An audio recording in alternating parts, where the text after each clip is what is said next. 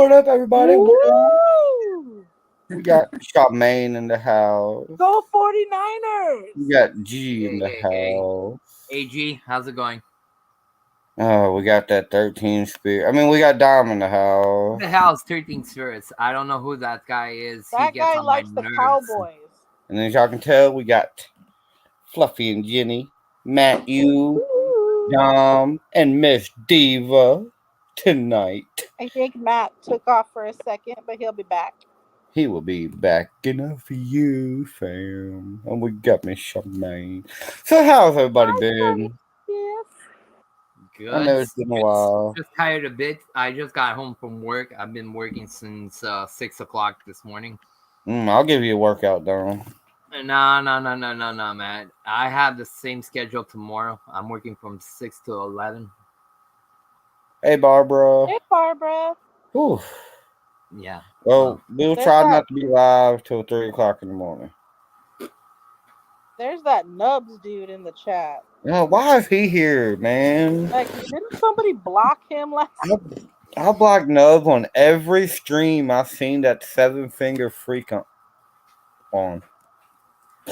But anyway, tonight's topic, we are going to be talking about the different types of demons, black magic, the different types of occult activities, voodoo, haunted attachments, and paid locations versus free locations. Haunted attachments, does that include the times that you call me at 3 a.m.?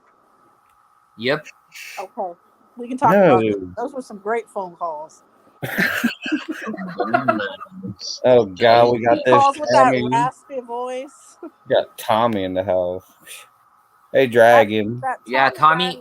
Tommy wants your nub. Yeah, Tommy likes nubs. You can have it, Tommy. Like, he's trying to collect them all. They're like Pokemon to him. I mean, you got to sometimes. I don't know why I'm smoking my last cigarette now, but I am, because I love you guys and I want to smoke my last cigarette with my fam. That's so kind. But yeah,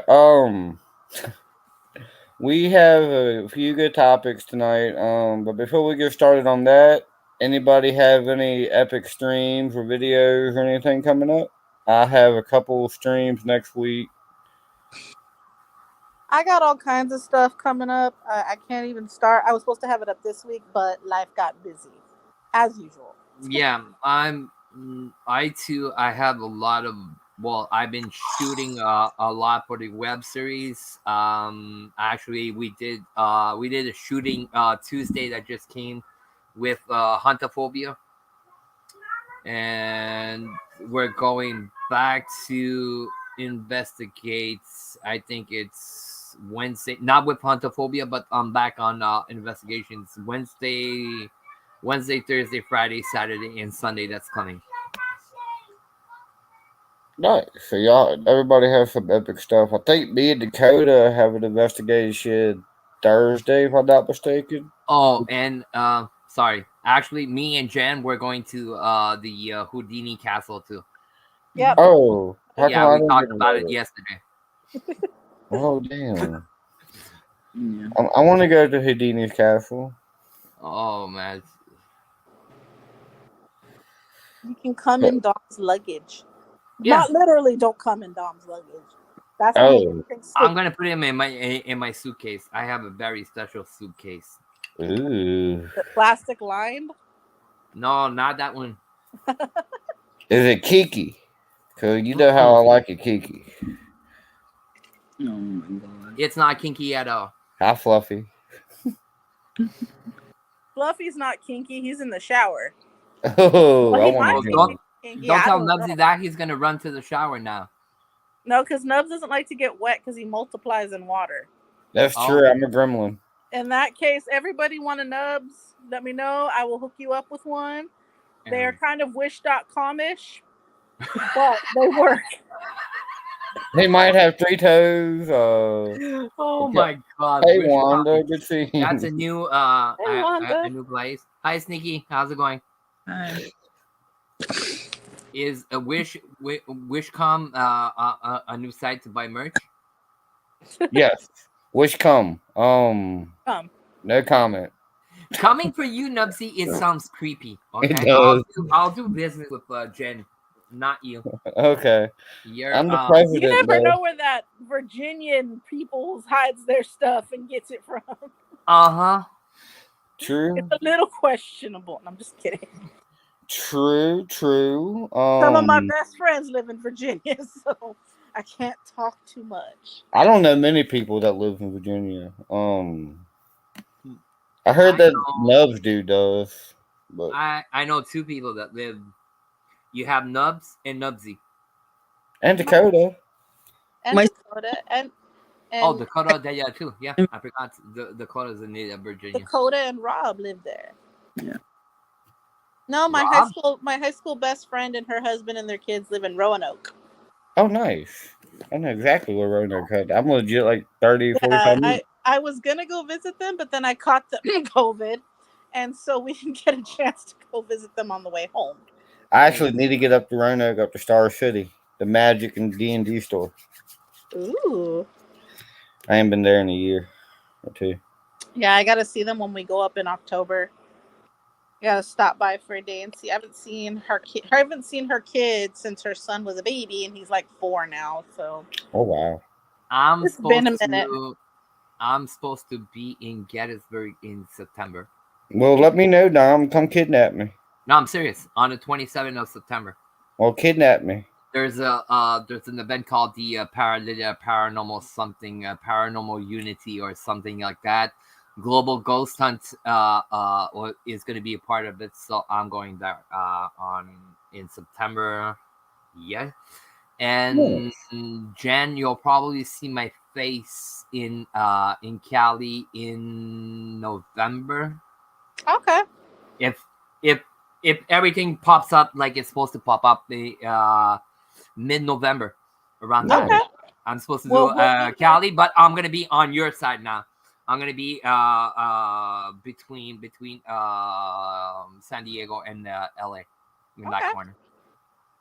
Y'all can see me in West Virginia in October. Huh? Y'all can see me in West Virginia in October. Why October? I just told you I'm going to Lake Shawnee in October. October 8th, we're going to Lake Shawnee. Yup. I'm excited about that. Who wants to go play on the swings with the ghosty girl? And on the 28th of September, if everything goes as planned, I'm going to Bobby Mackey's. Ooh, I want to go there too. See, I've wanted to go to Bobby Mackey's, but like a long time ago, like 15 years ago, I wanted to do Bobby Mackey's, but now everybody's done it, so I'm kind of like I have to wait another 15 years and see if I still want to do it. I didn't really want to go to Bobby Mackey's because like a lot of people go, but this is Global Ghost Hunt, the everything, so that's why I'm going there. Hey, Ghost Ops. Hey, Ghost Ops. Oh, I like that. That was a good one. Why are you not a mod, Ghost Ops? You two keep taking me away. So Nubsy, when I get down there, I will kidnap you and bring you to Gettysburg. Sweet. I'm down to be kidnapped and go to Gettysburg. Like, kidnapping is one of my favorite things I like people to do to me. Well, when I kidnap people, I tie them up and put them in the trunk. As long as you put one of them balls in my mouth, to gag me and all that, yes. Jen, can you help me, please? Oh, I mean, there's no you're help. the one threatening to tie me up. I was just trying to get pleasure out of it. There really is no help for that. Jen is going. There's no service at the number you What's up, bud? I call again. The number you've dialed has been temporarily disconnected or no longer in service. Oh my god, I love you guys. I will, Tommy. I will. So, Nubsy, you want to start with the first subject? Yes. The first subject, we are actually going to talk about paid locations versus free locations to investigate. Okay, so like, how are we starting this off? Like, ones that we want to do, or what our thoughts on them, or like what's Yeah, like what do you What do you want to know exactly? like the difference between, we should say, free location there's and not a difference other than somebody wants to make money off of us. That's it. yeah, that's true. Yeah, I personally, I've been to a couple where we had to pay and all that, but also I've been to a few free ones that we just found on the side of the road that have terrified the hell out of us. So I mean, Matt was talking about that last. Well, not so much paid vacation. Yeah, let's talk about paid vacation. I Paid would love that. is non-paid. He was talking more about like how everybody will go to the same paranormal hotspots, and even though we all, you can go to the same one different days and you'll get different results. Some days you get nothing, some days you get great stuff. But what I like is the lesser known, like ones that haven't been, investigated and stuff like that. Ones that, I guess to me, their energy is more concentrated. And I don't know. So like when you go to the paid locations, I do feel, and like unless there's a reason for them to charge you, like the building fund or something like that. But just to charge for the sake of, Ghost Adventures was here, so now everybody wants to come here, so we're gonna charge $300 a night. When most people don't catch a whole lot of anything. Like 300 a night. I'll take 4 nights, no problem. I do not know a place where you pay less than $300 for $300. I think the less I paid for one thing is a prison in the Maritimes, and the minimum we paid was $500 for one night. Ooh. Well, let me put it to you this way: to investigate the Whaley House is $100 per person per hour. Yeah, the other day on the live you were saying that. Yeah, per hour. $100 per person. We have a place per hour. We have a place here also. They're charging. I think it's that 100 or 150 an hour.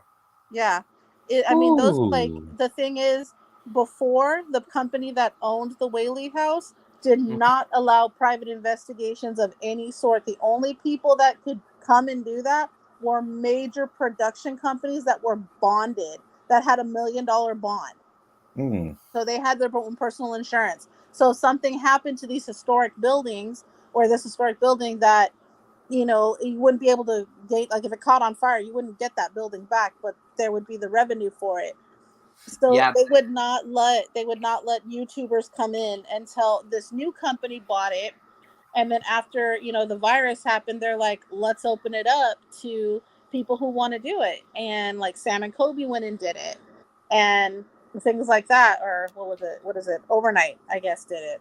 Yeah, Elton. But back here in Quebec, actually, some of the places they'll ask you for a fortune, and they will also ask you to have an insurance of $1 million and more.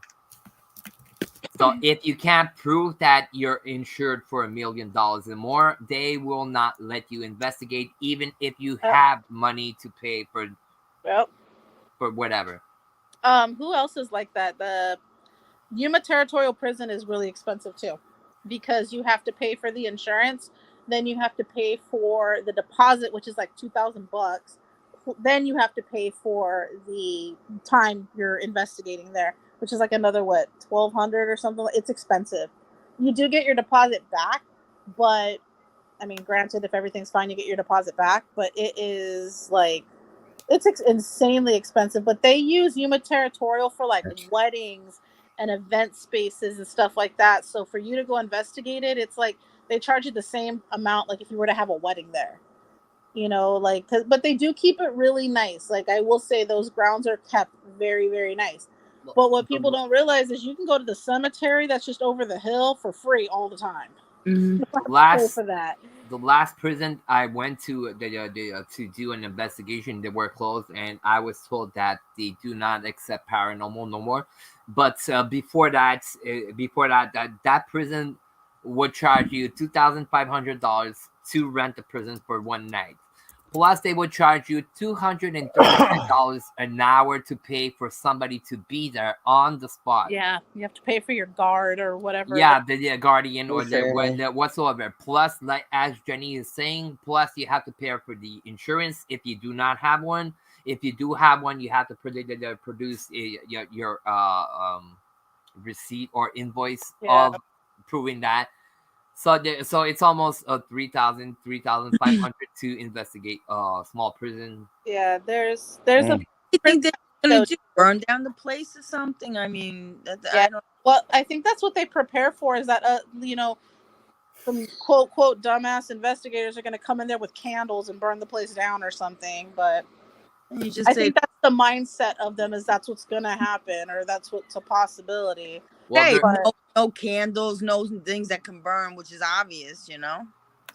Well, there's always. I will say this: there's always that one dumbass group or person or whoever that ruins it for all of us. Yeah. Because they snuck candles in or something, or they Hey, snuck. I what don't was be it? talking about me. Exactly. I'll give you another example. Matt did it. Here in I Ontario, did it. there's a fort called Fort Henry, which served during the war between the Americans and the Canadians in 1812. That fort is really, really haunted. We'll talk. One big group here in Quebec, they wanted to be smarty pants. They went there and they put some duct tape on the windows to hold the wires.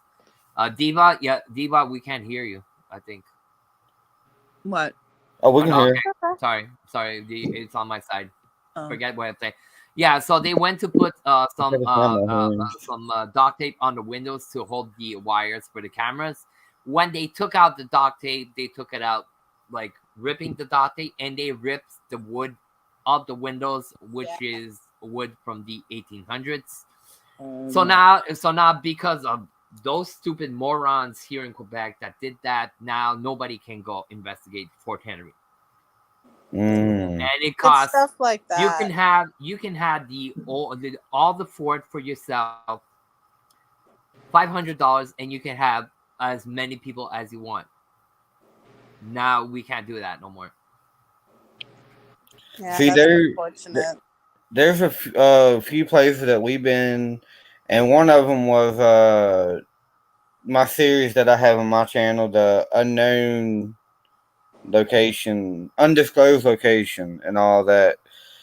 They let us film there, but they told us we're not allowed to put it on any social media or anything because people have made up stories and said that, oh, demons, there's a portal to hell here, so they don't allow people, and that's why we had to disclose it and all that. Technically, that's a bunch of bullshit because everywhere's a fucking portal. If there's been a paranormal investigator that's ever set foot in an area, they have created a portal. You turn on a spirit box, you're creating portals. Exactly. Anything that you're gonna try to do, try to talk with spirits or whatever, you're opening a door. You're opening a portal. So when people say, "Oh, there's a lot of portals here and there," there's portals everywhere. Every single where you're gonna go. I'm not insane. Sorry. And I hate to say this, but all of you people that have been told that if you say goodbye on your Ouija board or you say goodbye on your little spirit box, that doesn't fucking work either. It doesn't. Just because it's saying if you're talking to your neighbor across the street and everything and you say goodbye to that neighbor, are you ever going to see that neighbor again? Yes, you are. Just because you say goodbye to it doesn't mean that motherfucker ain't gone. Well, it's like the topic we're going to get into is the different kind of demons. Yeah. I mean, I'm sorry. You want to light sage and throw salt around, them demons snort that shit. Mm-hmm. They'll laugh at you with sage. They'll laugh and at all you that. afterwards. Like, if that's what you truly believe, if you believe demons are as strong as everybody makes them out to be, and then you're going to throw some salt on the floor or lead dust or light some sage, you really think something that strong is going to sit there and go, oh shit, and run away? Yep. They're gonna Let's bust think out about through the this a door little like the logically Kool-Aid here. man. They're gonna make a party. They're gonna call their friends and They're say, gonna hey, go, oh, come and check that thank idiot. you for lighting the herb for me. You know, like Right. And I hate to say it, but 90% of the sage that you buy, Five Below sells sage now. Sage bundles you can buy I've for seen $5 that. a piece. Yeah. And you know what's in the ingredients in that sage? Dried buckwheat, dried wheat, 5% white sage, 5% yellow sage.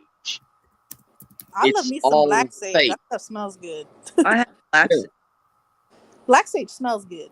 Mhm. But I no, So you I need don't. to know. I tend to use black sage, sweetgrass, and I use a lot of sweetgrass, but you know what? I use these things for like more. Like they're not really. well, I'm not talking to me. on investigations. I'm talking here in the Yeah. house. Yeah, same here. Like I for don't use them for migraines. cleansing. I use them for like medicinal purposes more Yeah, than I anything. use them for migraines when the kids are sick or stuff like that. They have a flu or a stuck nose. I use sage. I burn sage and sweetgrass and other stuff. Sage smoke is good for allergens too. Mm-hmm. You know, stuff like that. But clearly, if you're allergic to sage, I wouldn't do that. But anyway, Speak back of to paid demons and shit locations. happens. Like this was completely dark in this parking garage and everything, and after we talked about sage and everything, the lights show up. See, we Well, brought good. You got the light of Jesus with you there, Matt. Oh, somebody's smiling down on me. Praise Jesus. But back to paid versus non-paid. I don't think that there is a difference necessarily. Obviously, the place, if they're known to be more heightened because people have hyped it up, they're going to charge more. There's going to be money in association with that. But as far as the quality of content or the communication or the experience, you can, if you're going to see spirits, you're going to have activity, you're going to have that. You can have that in a gas station bathroom that's haunted. Yep. All right. Versus going to, you know, whatever insane asylum type, you know, or whatever cemetery, wherever you want, wherever you think that high quality ghosts hang out. I mean, if you're going to find it, you're going to find it. You can find it walking down the street. You can see shadow people, spirits, whatever, because I don't think ghosts are limited to the haunted locations. Yeah. I've seen them at my friend Joe's house. He's got people that got murdered in his house, and I've gotten spirit box sessions that were like amazing, you know, and that's free, you know, like, you know, that's in his house. I know I have it in mine. So hey, my favorite vodka. Here's the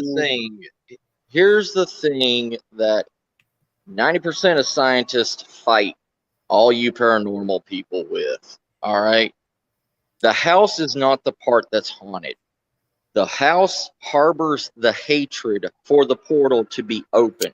But 90% of this stuff that goes on in, say, insane asylums and everything are stone tape theories. They are not actual ghosts. They are. So you're talking like egregores, where people believe a place is haunted so much they make it haunted. Yes. They leave that energy imprint. Yeah. I love talking about egregores because it blows people's minds. Right. It's the ground, the soil itself that's actually haunted. All these spirits and everything, just like me, you, me, Diva, Dom, Nubs, Taro, and Fluffy.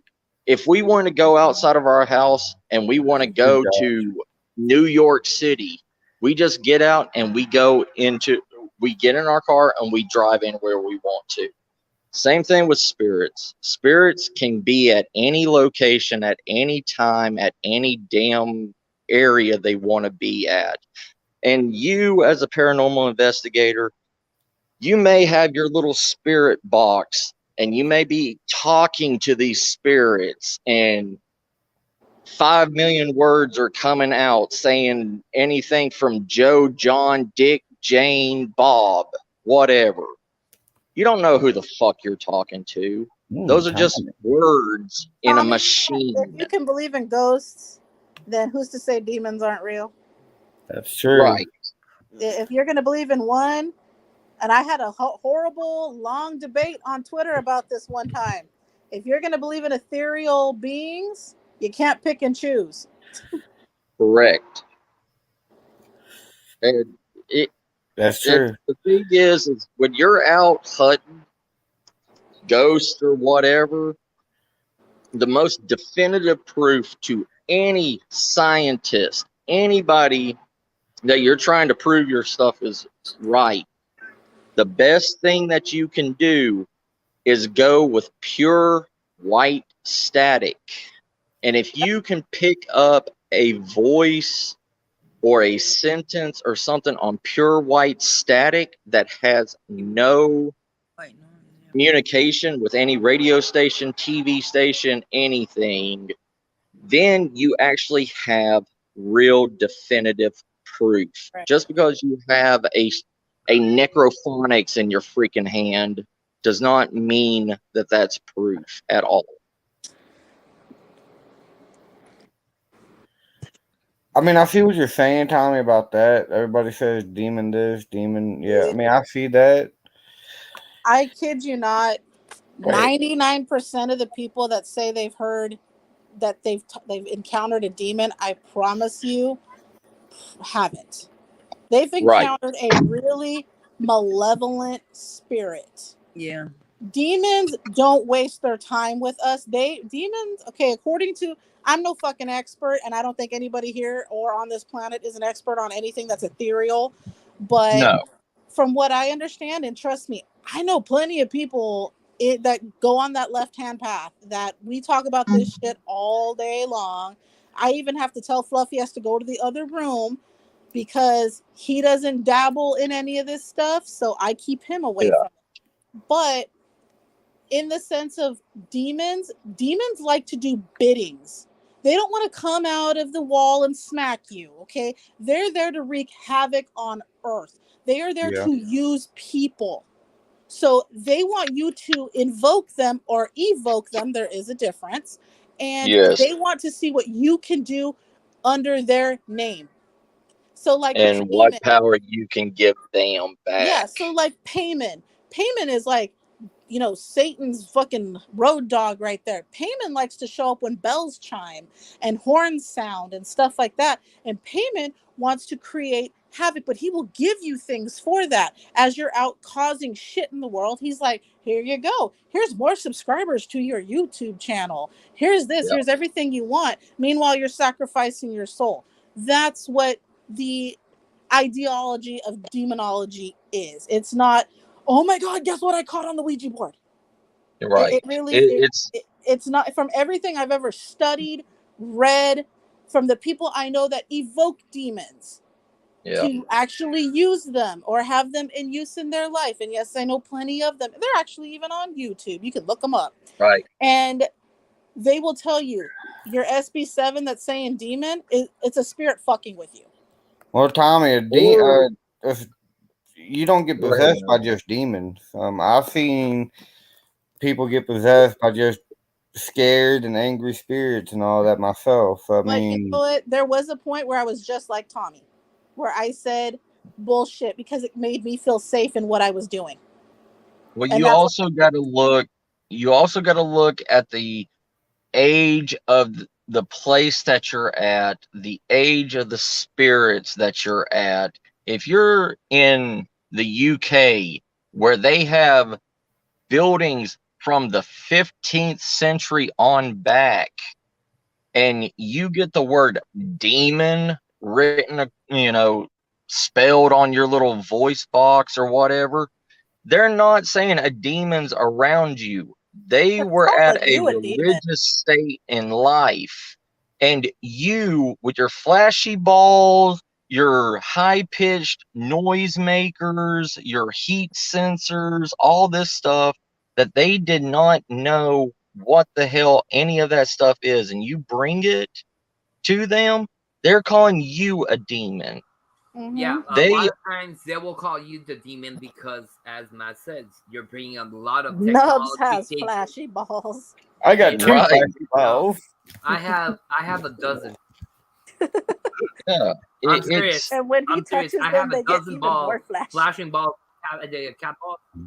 I have a dozen because I use them on the investigations with the people in Montreal. I do ghost walks and investigations, so I make them use the balls, and they find it so amusing and stuff like that. So, but the thing is also, here's another thing that none of you paranormal well, let me say the majority of you paranormal investigators don't understand. You have not read any religious text completely throughout. Nope, and I Because went to here's the Christian thing. school and all that, and I was still, I can't understand the Bible. I can honestly say I have not read any. Yeah. Well, there's a passage in Genesis that says when the war between the angels and the rebellious angels happened, every single rebellious angel that was turned into a quote unquote demon is locked and chained into hell and is not able to escape. The only demon that is allowed to walk freely from hell to earth is Lucifer himself. No angel can do it. But there is a race of other beings in hell that is more powerful than demons, and they are called the Bakshu. And they are shadow-like beings. They are the 9 kings of hell. They have armies of shadowlings that go and do their bidding for them and bring power to them. And they are supposed to be the backbone of Satan and his powers. So, but wasn't all these a fallen angel? So I don't understand. That's Lucifer is one of the firstborn angels. He is the angel of light. Right. He has freedom because he is one of God's children. In religion, he wants Satan to turn his ways and come back. But it's not going to happen. But he is the only one that has freedom. Every other angel is completely locked in.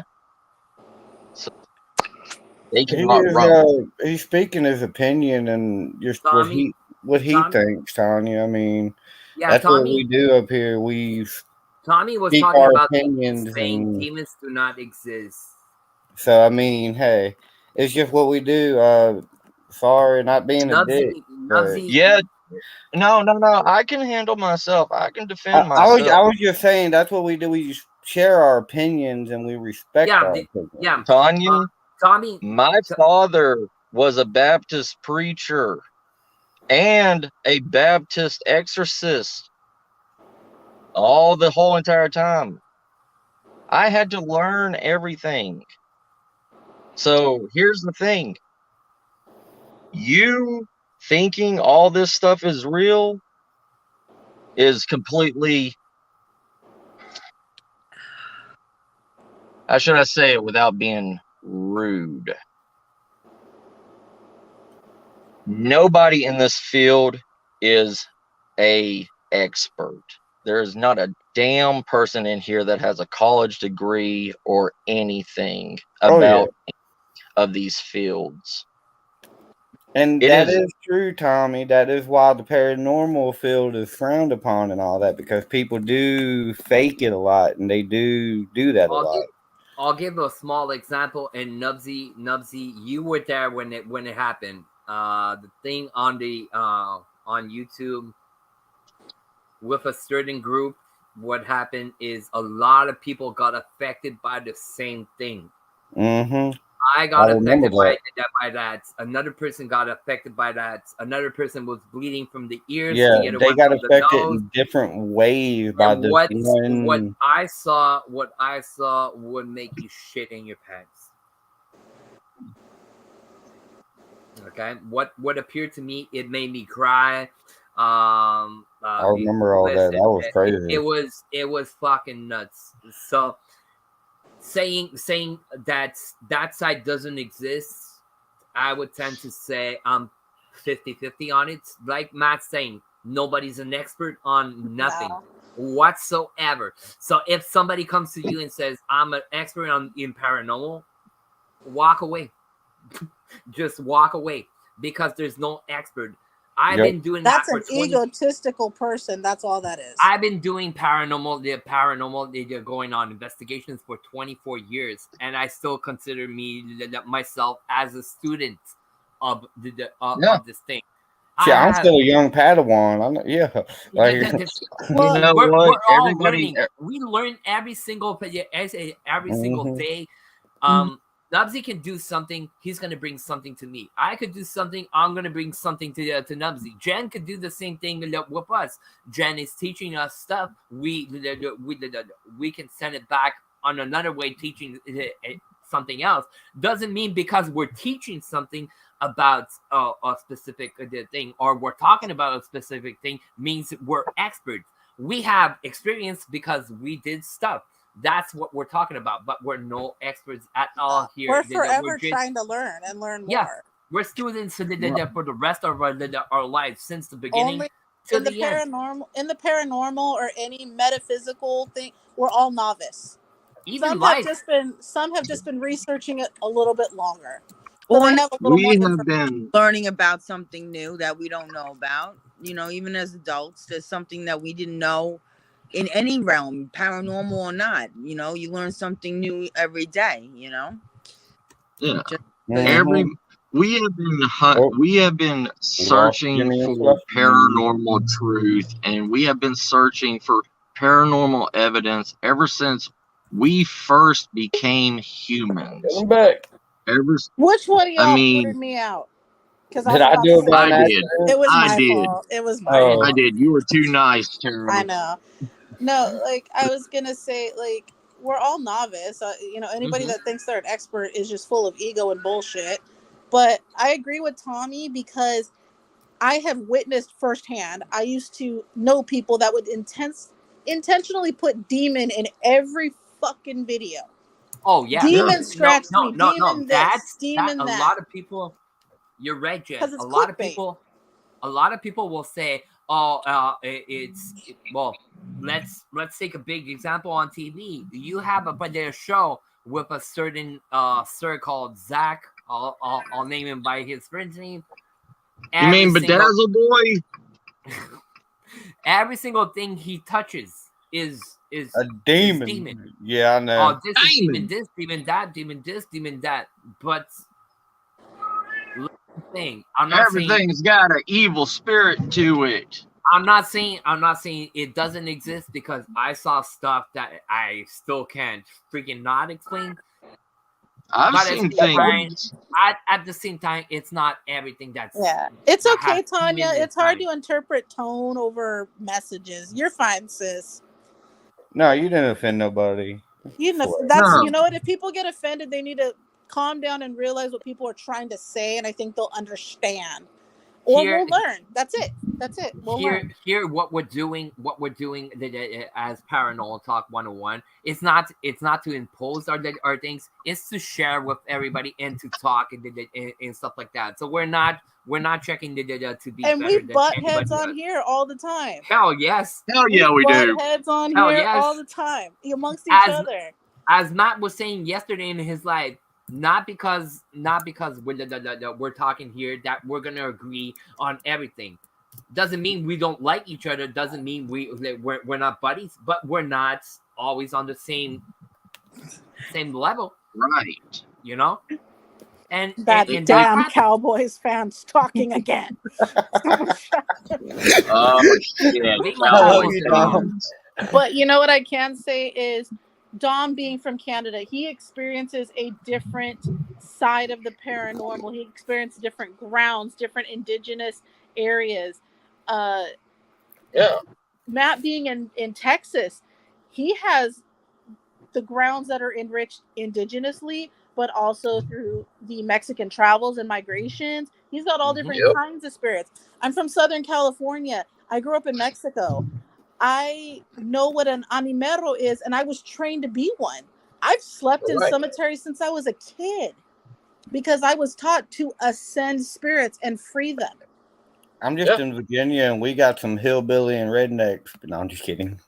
Hillbilly and rednecks. No, you have the Appalachian history, which is amazing history. We do got a lot of Appalachian history, and I love it. Like that Appalachian history is insane. That stuff is like, it's so There's fascinating. Actually, next time I have people come up, I want to take them up to the mountains. It's a good walk, but it's a plane crash from the 1947, 46. I know what you're talking about. It was a plane crash on the side of the mountain, and it is freaking epic. It has like an awesome memorial for it and all that. Like, and I went up there about 10, 12 years ago with my cousins and my grandparents. And it was just awesome. And I would like to go down there and actually do an investigation one day. Because, I mean, out of respect, of course. Because, I mean, I know how some people are like, you shouldn't do that at places like that. But hope you're respectful. Obviously, you're talking about a plane crash. We have one and you here up in the mountains. It's called the Black Bear Mountains. The Army crashed the plane with 24 people on board of the plane, and the plane is still there. I used to have a piece of plane here, but I don't know where it is. But yeah.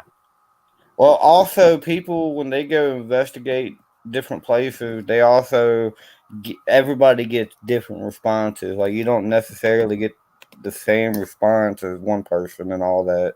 You can send sorry cutting you. You can send 10, you can send 10 teams at the same location. Let's say we go to your house.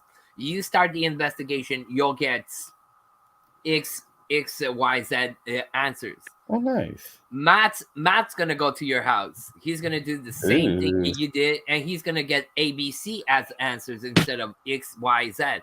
It's never the same thing. And like Matt was saying, you have spirits traveling everywhere. And most of what people encounter and think they're demons are in tranquil spirits.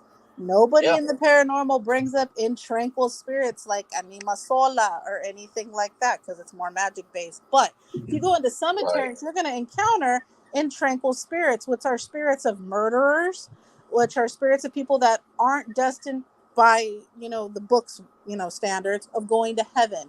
But they're not yet in hell because we are not judged yet. So they wander around and they're trying to ascend their spirit into heaven. And they're trying to basically have a Hail Mary and get into heaven, right? So these spirits, as it is said, these spirits will do just about anything to get your attention. They're the ones that try to attach to you. They're the ones that are like, I'm trying to get out of my destiny. And it's insane. Like when we talk about the ethereal realm, which when people say the ethereal realm only includes demons, ghosts, and witches or whatever, that's a bunch of crap. That's like saying in the human world, there's only humans, cats, and dogs. Right. Okay. Yeah. That's the comparable that I've always said. So if you only believe in the bare bones minimum, don't call yourself somebody who's even a paranormal enthusiast because you refuse to do your research. You refuse to sit there and give light to what else is there. It's not so much debunking the knocking sound. It's not so much that study what it is you're trying to learn about. And yeah, most of it you'll find out that sounds pretty fucking bogus. Okay, that's probably not. Some people believe in the Fae. And the Fae are little assholes. They're not Tinkerbell. Okay, as they are written. And if you go into other countries, that folklore is very, very dominant. And they believe they have Fae, like leprechauns and fairies and all that. And these evil little fairy. And these evil little fairy. Shits, we made the tooth fairy a fucking little princess that's flying around giving you money for your Agree, teeth. Tommy. No, the real story of a tooth fairy is a creature that will literally enter into your body in any way that it can and eat you from the inside out and use your bones and your teeth as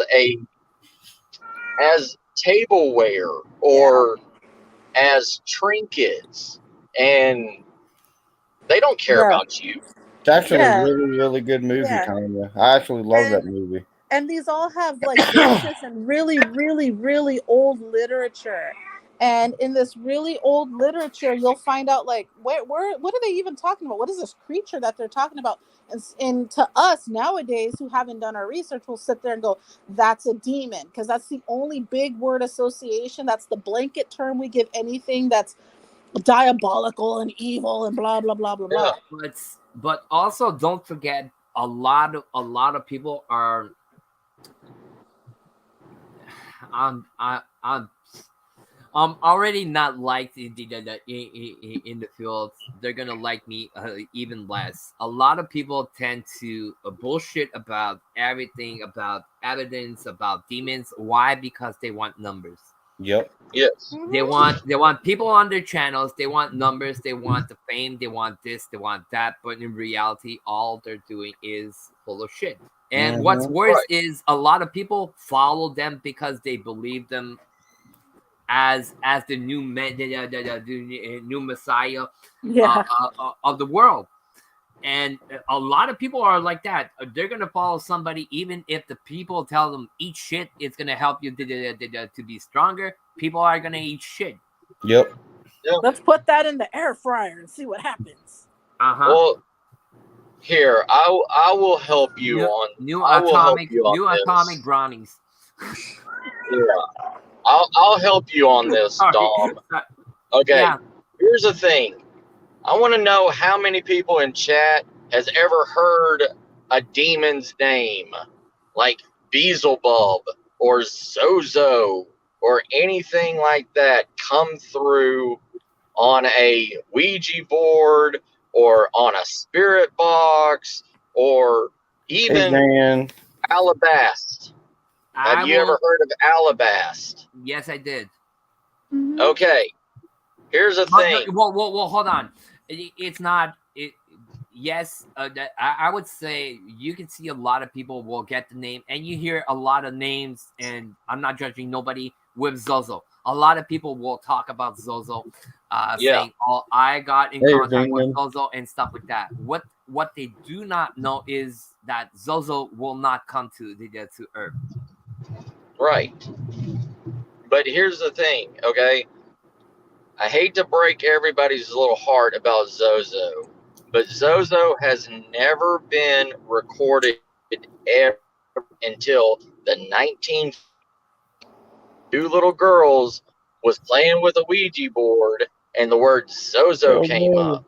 It has never been put in any demonology book. It has never been recorded by the Catholic Church or any religious group. Damn, Zozo kicked me out of the chat again. Damn, Zozo. But here's the thing: a demon will not give you his or its name, because once you know a demon's name, you have complete power over it. Yep. Yeah, read your lesser key of Solomon. Tells you all about it. Right.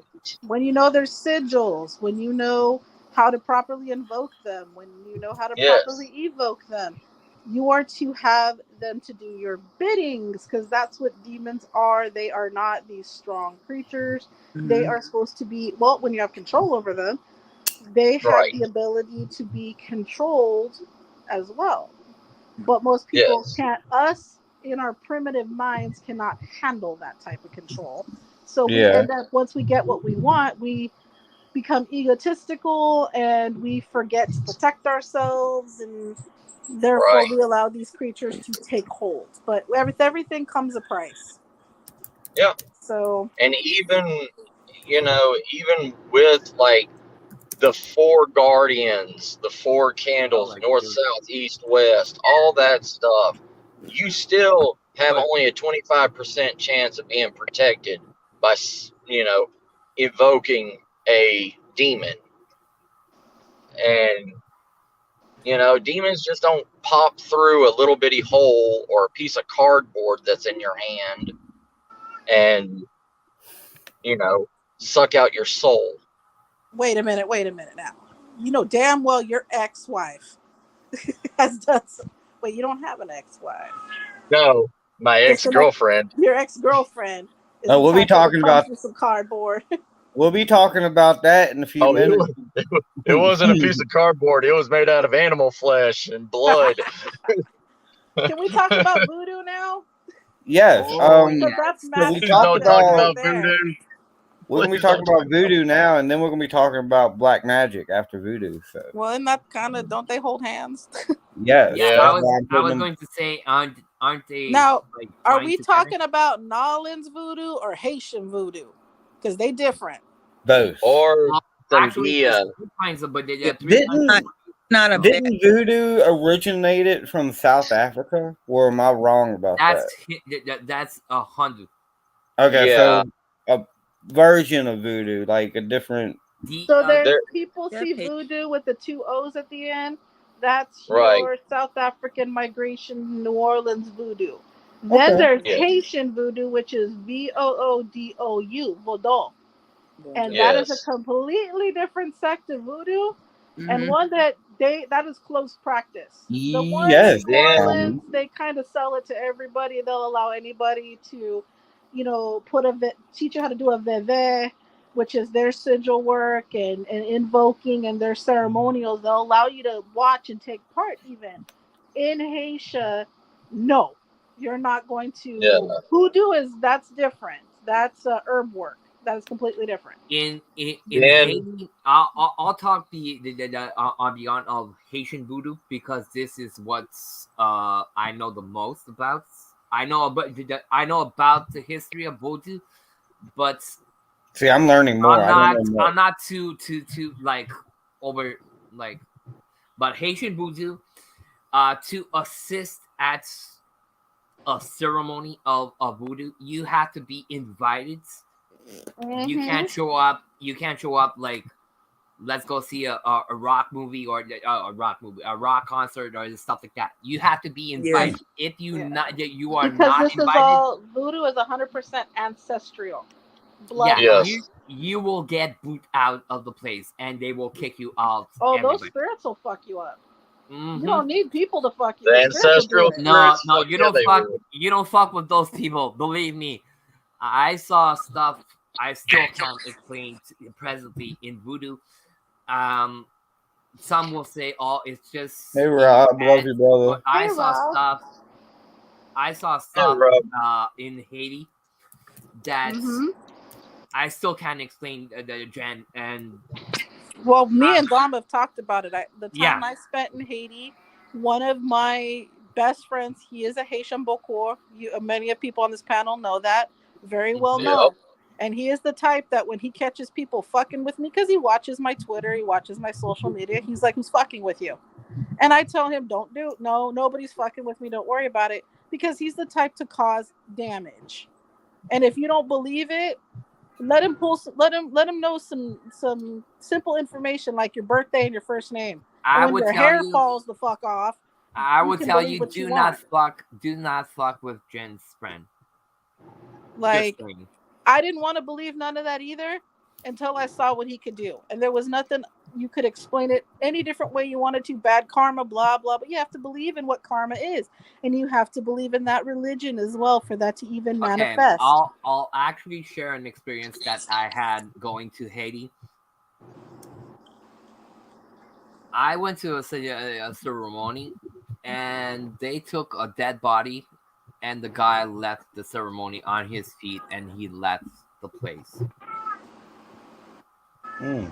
Matt used to date a voodoo woman. He was not breathing. Yes. I swear to God, he was not breathing. They put a mirror in front of his face. He was not breathing. There was nothing on the mirror. It was clean cut. The guy was dead. you could see on the skin was, he got up, he had some reddish eyes, and he left the place. He went in the woods. Yeah. Never saw the guy. Well, the rainbow and the serpent is all about that. Yeah. But the things I've experienced when I was invited to one ceremony, and I was invited for the sake of observation only, was not allowed to participate at all. I was allowed to observe based on my friend, and I was there to learn. And I will say this, I'm not allowed to say what I saw because that's part of it. It is a closed practice, but I will say it changes your perception 100%. Hell yes. That's why I got into a fight with a certain someone over a live stream about Florida water, because I said it can be used for cleansing, but it can be used for invocation as well. Because Dom, they use it in that. I was there when that certain person was like rambling. Yeah. And I was like, you know what? Fine. I don't know nothing. But it's not actually, like Jen is right. This is one thing they can use is Florida water. They use many things. I'm not gonna go into much like details because, as Jen just said, when you deal with Haitian voodoo, it's a closed thing. It's like it's very gatekeeped. Let's say that. Let's say it's a bit like a church, like church or priest. They're bound together by their words, by their sermon, etc. So you can't go on and say, hey, they do this and that and that and that and that. But I could tell you, if somebody tells you, and you, well, not if he tells you, because a lot of people will say anything, but if people start talking about you, about they're gonna put you a hex or something, I would take them seriously. Just saying. Now, as far as New Orleans voodoo is concerned, because that's more open, you can read books on that all day long. Like, that's out there. You're going to hear about more of the New Orleans style Creole voodoo, and that's what Matt would know more about than I would. Yeah. And that's what he's had up close and personal working on the bayou. Most of us know on the bayou. Yeah, most of us know about this, but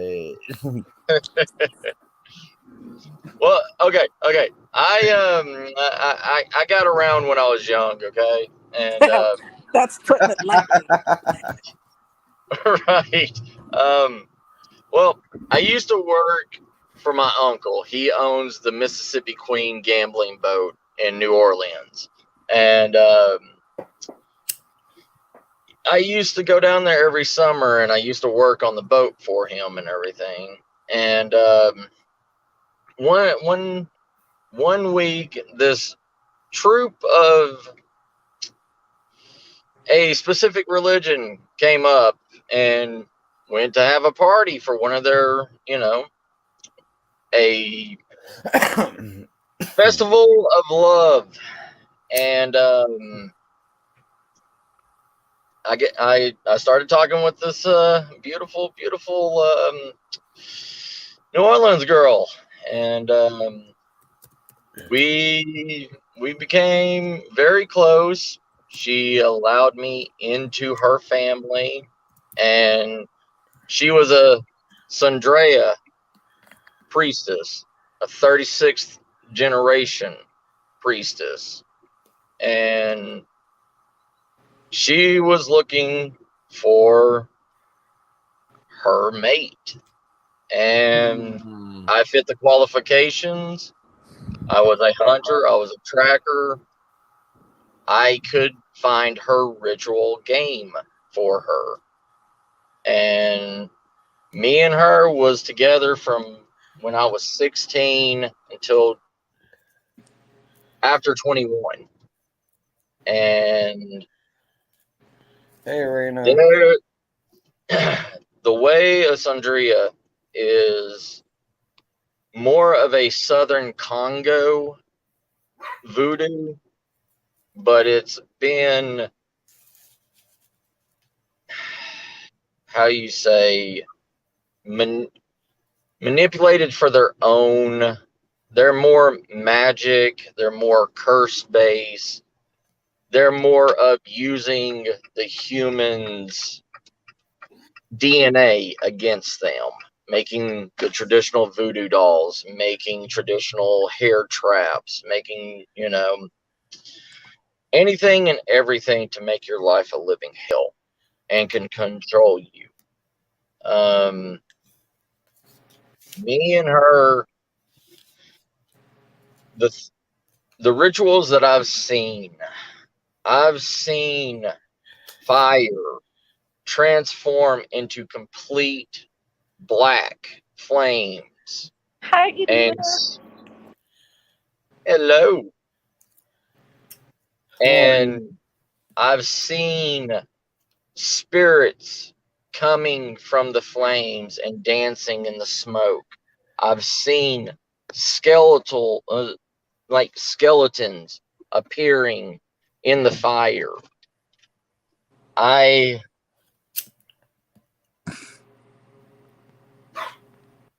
Voodoo is different for each culture.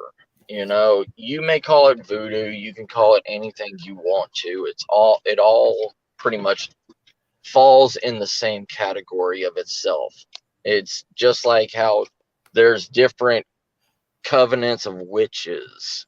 Each one of them does their witchcraft completely different.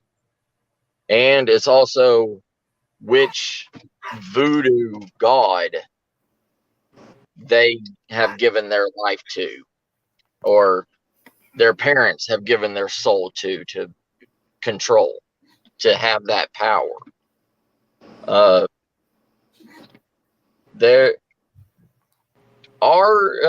Her magic was more fueled on sex and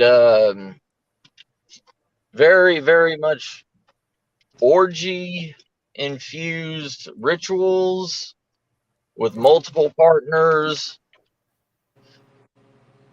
and a lot of drug use.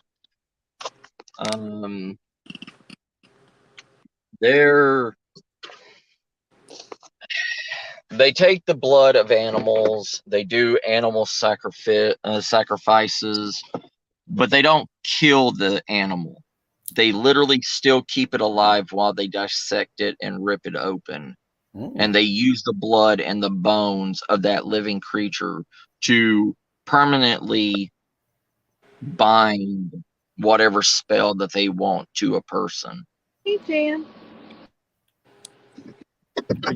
And if it dies of its own natural causes and everything, that means that the curse is permanent on multiple bloodlines.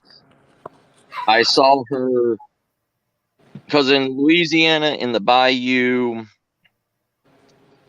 there was a train wreck that happened in Louisiana, and about 20 different monkey species got loose in the bayou. And still to this day, you could shoot up in the tree and drop a monkey down. And yeah. Dom dropped a monkey. Dom drops plenty of monkeys. Matt drops Sasquatch. I also drop Sasquatch. I do not drop monkeys. I am the monkey. You look like one. But yeah, didn't she make you like a Ouija board too, Matt? Or something?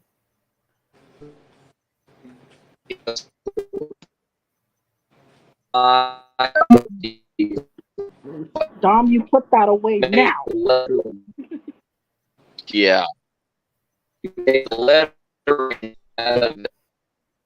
raccoon. Matt's getting robotic.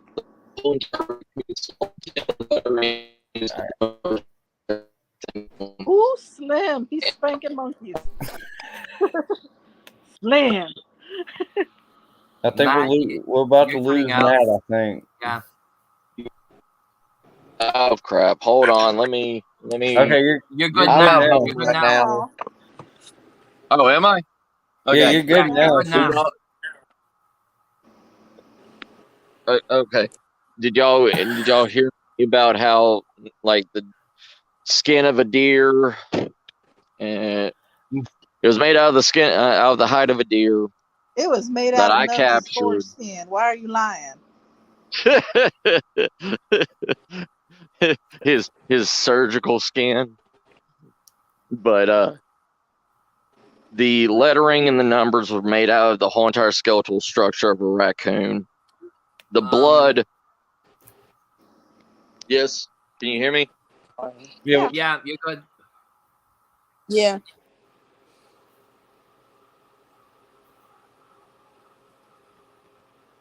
Now we don't hear nothing. Now he's gone. You're muted. Hold No, up. he's walking, but he's muted. Is he muted? Tanya, you can't. I wouldn't define a witch and somebody that does voodoo on the same level. I mean, they're all occult-based practices. Yes. So, I mean, if you want to lump sum it, it's anything that's not of the traditional Christian-based religions are considered occult practices.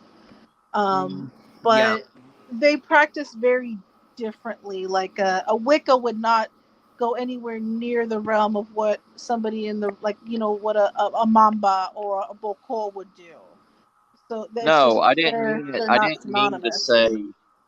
I didn't mean to say that they were witches. I meant to say I was using. I was using. I was just clarifying.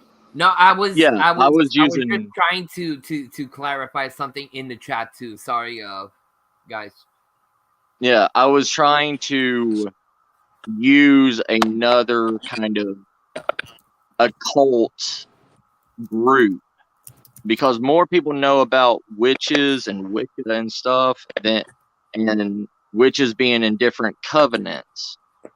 It's kind of like voodoo. Voodoo has hundreds and hundreds of different offshoots from the main two, African voodoo and Haitian voodoo. But there is family oriented. Right. So each family, same goes in like Mexico too, with a lot of like the Santerias and stuff like that. Yes. They're very family practice based. So every family, they all kind of practice synonymously to a point, but each individual family will honor their ancestries, their deities, their own specific way that works for them. Right. Yeah. And but there's different forms of witches, like there's different forms of magic within the voodoo society also. It's you may have two different sects of voodoo priestess that worship two completely different gods, and if those gods rival each other, those groups rival each other. They hate each other. They will not even go on each other's territory. And that Louisiana sects are completely different than Haitian and African. Absolutely. And same thing. We can go to the same thing. Haitian voodoo is different of the African sets also. Right. Like you said, it's different. It is different gods, etc. In all the sets, and they will pray. They will pray, as Jen was saying. They will pray what they were shown. So if the grandma is praying, this is an example, okay? If the grandma's praying for the Virgin Mary, all the family is going to pray for the Virgin Mary. The next family next door, or the cousin or the uncle could pray God or Jesus. It's a different way. We call it the same thing, but it's ultimately there's the three main sects of voodoo, which South African voodoo, which has the N at the end, Louisiana voodoo, and then you have Haitian vaudou. And those are just indistinctively different, but as distinctively different. So, do they all carry same forms of practice? Well, yes. They use veve. They have an honor system. They have different spirits. They have hot spirits that handle biddings that are, I want to have revenge. They have the patois for that. They have the arin for higher ascension. They have, but in those sects of spirits are different spirits, different ancestors that have become those sects. So they will pray to those differently. Same thing happens in Mexican folk magic. So, there's a lot of people that honor La Santísima Muerte, and the variational forms of her in the Mayan culture, she's different, but in the Mexican culture, she's another way. So it's not one size fits all. I can tell you that. What works for you and what you're able to honor properly. That is the big thing, is honoring these spirits properly. And if those spirits want to work with you, they will let you know. If they don't try to, because they'll mess your shit up. Right. In voodoo, their gods and their goddesses are completely the same, but they're different. They have different abilities, but they are the same structure. Kind of like how the Greek gods and the Roman gods were almost the same, but with just different names. When you say the same gods but different structures, Yeah. I'll give you an example between African voodoo and Haitian voodoo. Actually, yes, they have the almost the same names as spirits of God, but they have different positions. Love you, Rob. Let's say one is the. I'll give you an example. Hey, one would be the guardian of the deads in Haitian voodoo. In African voodoo, that same guy is going to be elsewhere. He's going to be elsewhere, but he's still there. The names. I think it's Bordeaux or something like that. Bordeaux, the god that you're talking about. Hell, it's been over 10 years. It's almost been Haitian voodoo. You have different. Actually, Haitian voodoo, they believe in one god, which is le bon Dieu. They call him bon Dieu. Means God. African voodoo, they have two gods. Hi, Rain. Which is one is the supreme one, and the other one, it's a little bit like God and Jesus, but they're not considered father and son. They're considered on the same level. Right. Kind of like in the Indian belief, Shiva is God and Buddha is Jesus. Yeah. Exactly on the same way, but with different names. And like I said, those two, I can't talk for the Louisiana. Jesus Christ, I can't say Louisiana.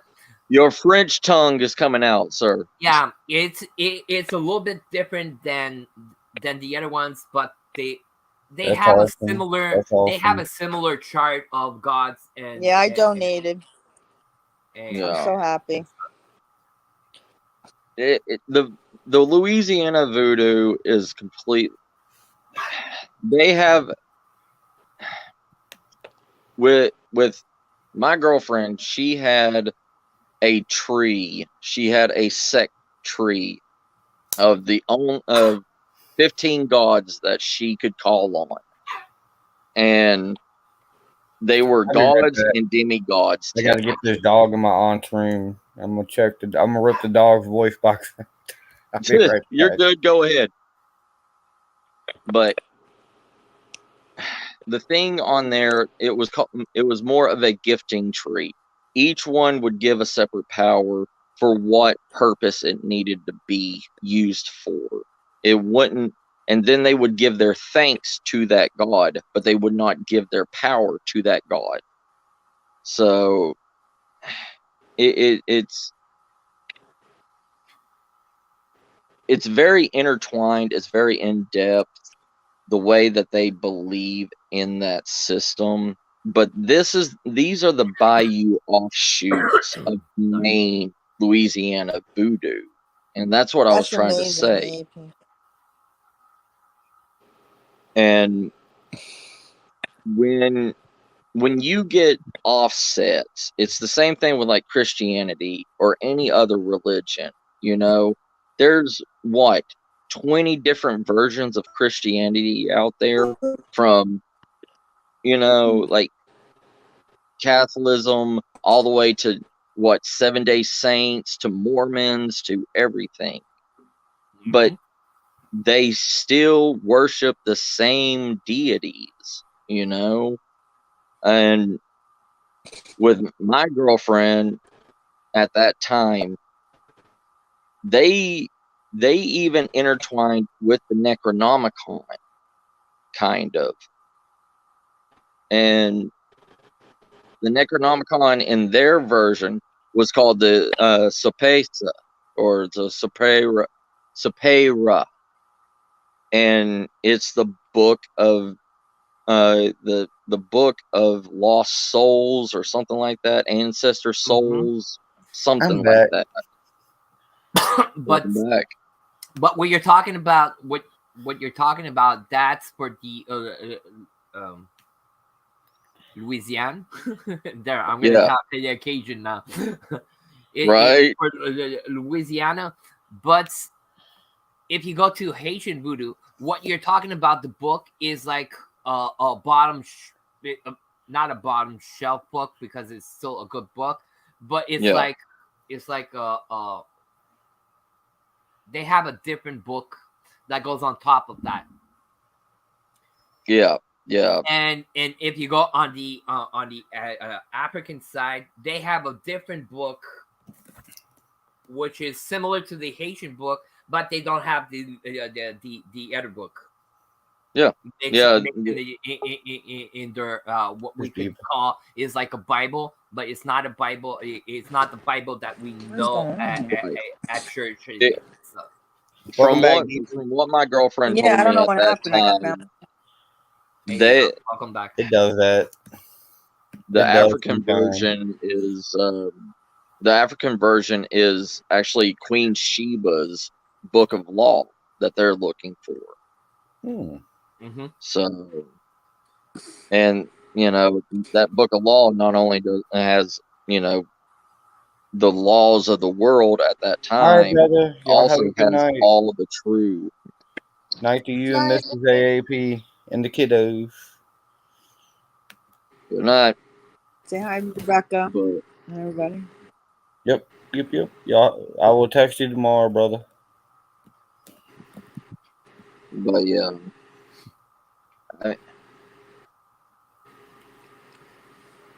it's this world that they live and they see is something completely obscure, is completely, I don't know how to. I'm a normal human. I don't see, you know, I've seen things when I was with her, but the other things. I'll answer that in a minute. Look, I do believe they're the same. I believe that they're the same. They're a portal. Same but stuff, but different.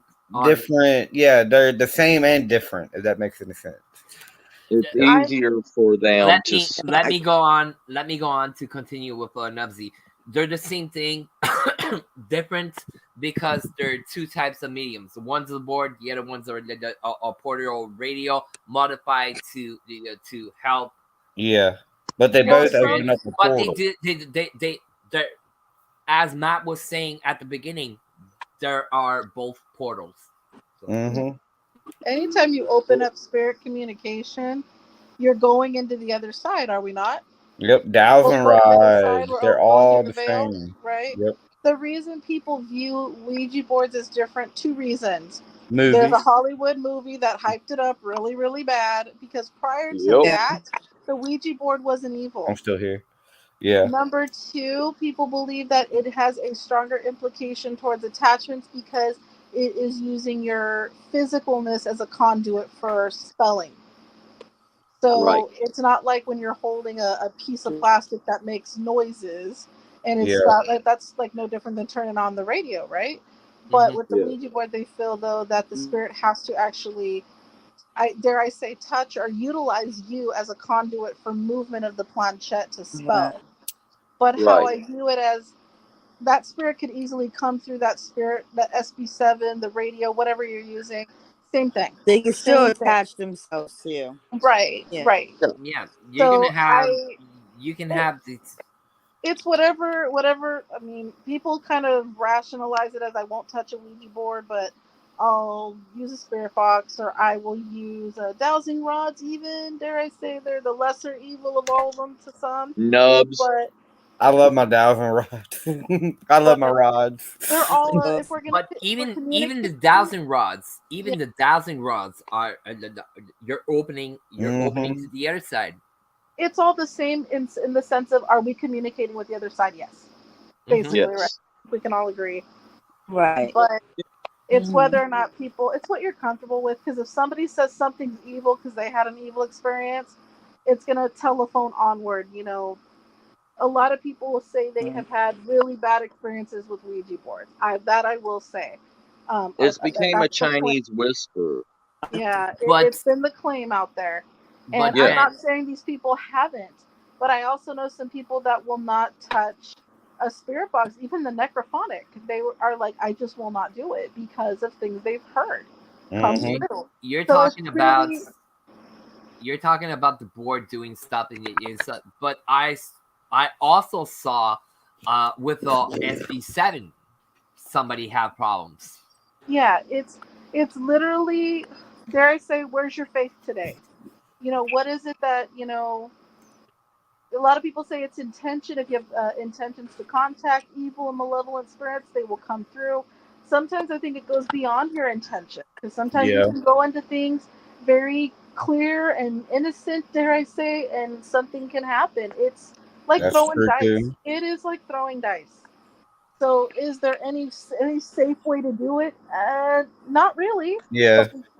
You just got to be prepared and just hope it goes well. Like pretty much. If you really want to avoid the possibility of a spirit messing with you, don't mess with any of it. You know, you can't get a little bit possessed. You can't get a little bit of attachment. It doesn't work that way that I've ever known. Oh, this time on that. But Hollywood makes it. The Ouija board is, you know, things come through, and you know, Hollywood makes a lot of it. It over matters for that thing, but that's what the movie is supposed to be. Our movie, they're supposed to put more effects into. Yeah, you know, well, that's what makes people in the movie. But a lot of people come to us at the what I do in Montreal for the company Haunted Montreal. A lot of people come on their first investigation. They want to know about it, and the first thing they're going to tell me is, hey, I saw this in the movie and I don't want that to happen to me. Oh, I saw that in a paranormal show. I don't want that to happen to me. So a lot of people tend to, like you're saying, to watch movies and to take everything that's in the movie and say, oh, it's going to happen to me in real life. Well, you guys remember the talk I had that one time where I let everybody know how many Ouija boards I own. I've gained in that collection. I have over 4 dozen Ouija boards in my collection to this date. Some of them were, I say, I got from a museum. One of them I do have that I will not give up. It actually came from a museum that closed down. I bought the board. I do not store my Ouija boards in my home. The reason I don't is not because I necessarily believe that they're opening up portals, that they're doing that's what that's bringing in the second it comes into my home. That's not necessarily what I believe, and I'm not trying to postulate my beliefs on anybody. However, I do believe everything contains energy. If I buy a piece of furniture from the Goodwill, if I believe, buy furniture from the Goodwill, you best believe I'm going to make sure that I've salted it and all that just for my own safety, because energies and things that attach to physical objects is energy. Yeah. So I kind of do my own things for my own peace of mind. For me, you don't have to believe in what I believe in. That's fine. But I don't bring my Ouija boards into my home. I have kids, so I don't allow any spirit boxes, any communication. I don't even allow cemetery dirt. And I'm a mortician. I walk in the cemeteries every day for my job. Those shoes do not come in my home. My view outside of my I'm home. a bit different of Jen. I do have a couple of Ouija boards. Some are old, some are more recent. I think my most recent one is a 73 Ouija board. The rest are all older. I do have a copy. Well, that's a more than it's 2012. I have a gyroscope, which was the first device that people would use in seances. The only thing I do have them here in my office, but I have my the Ouija boards in my office, and the drops or the tears, as we call them, they're somewhere else. Yeah. I do not keep what's them. Your opinion? I do not keep them together. Hang on. For different reasons. Like I said, I do have the boards. I do have kids in the house. They do not. Well, they can't have access to the boards because they're locked in the closet, so they don't have access. But yeah, it's my view on the board is, like I said, versus spirit box and other communication devices. It's all pretty much the same thing. Like I said, they all open up some type of portal. There's no denying that. If you do a spirit box, even the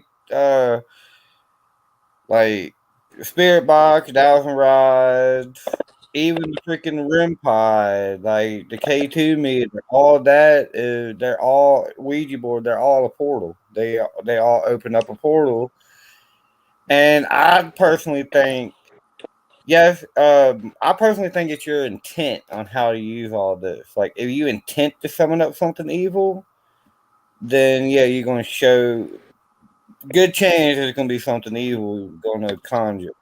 But if you intend just to talk to something good or something, good chance you're just going to talk to something good, somebody who died and they want to tell you how they died or something like that. Well, you have to remember the history of Ouija boards. They used to be like the Saturday night thing to do with the kids, is they have seances and stuff.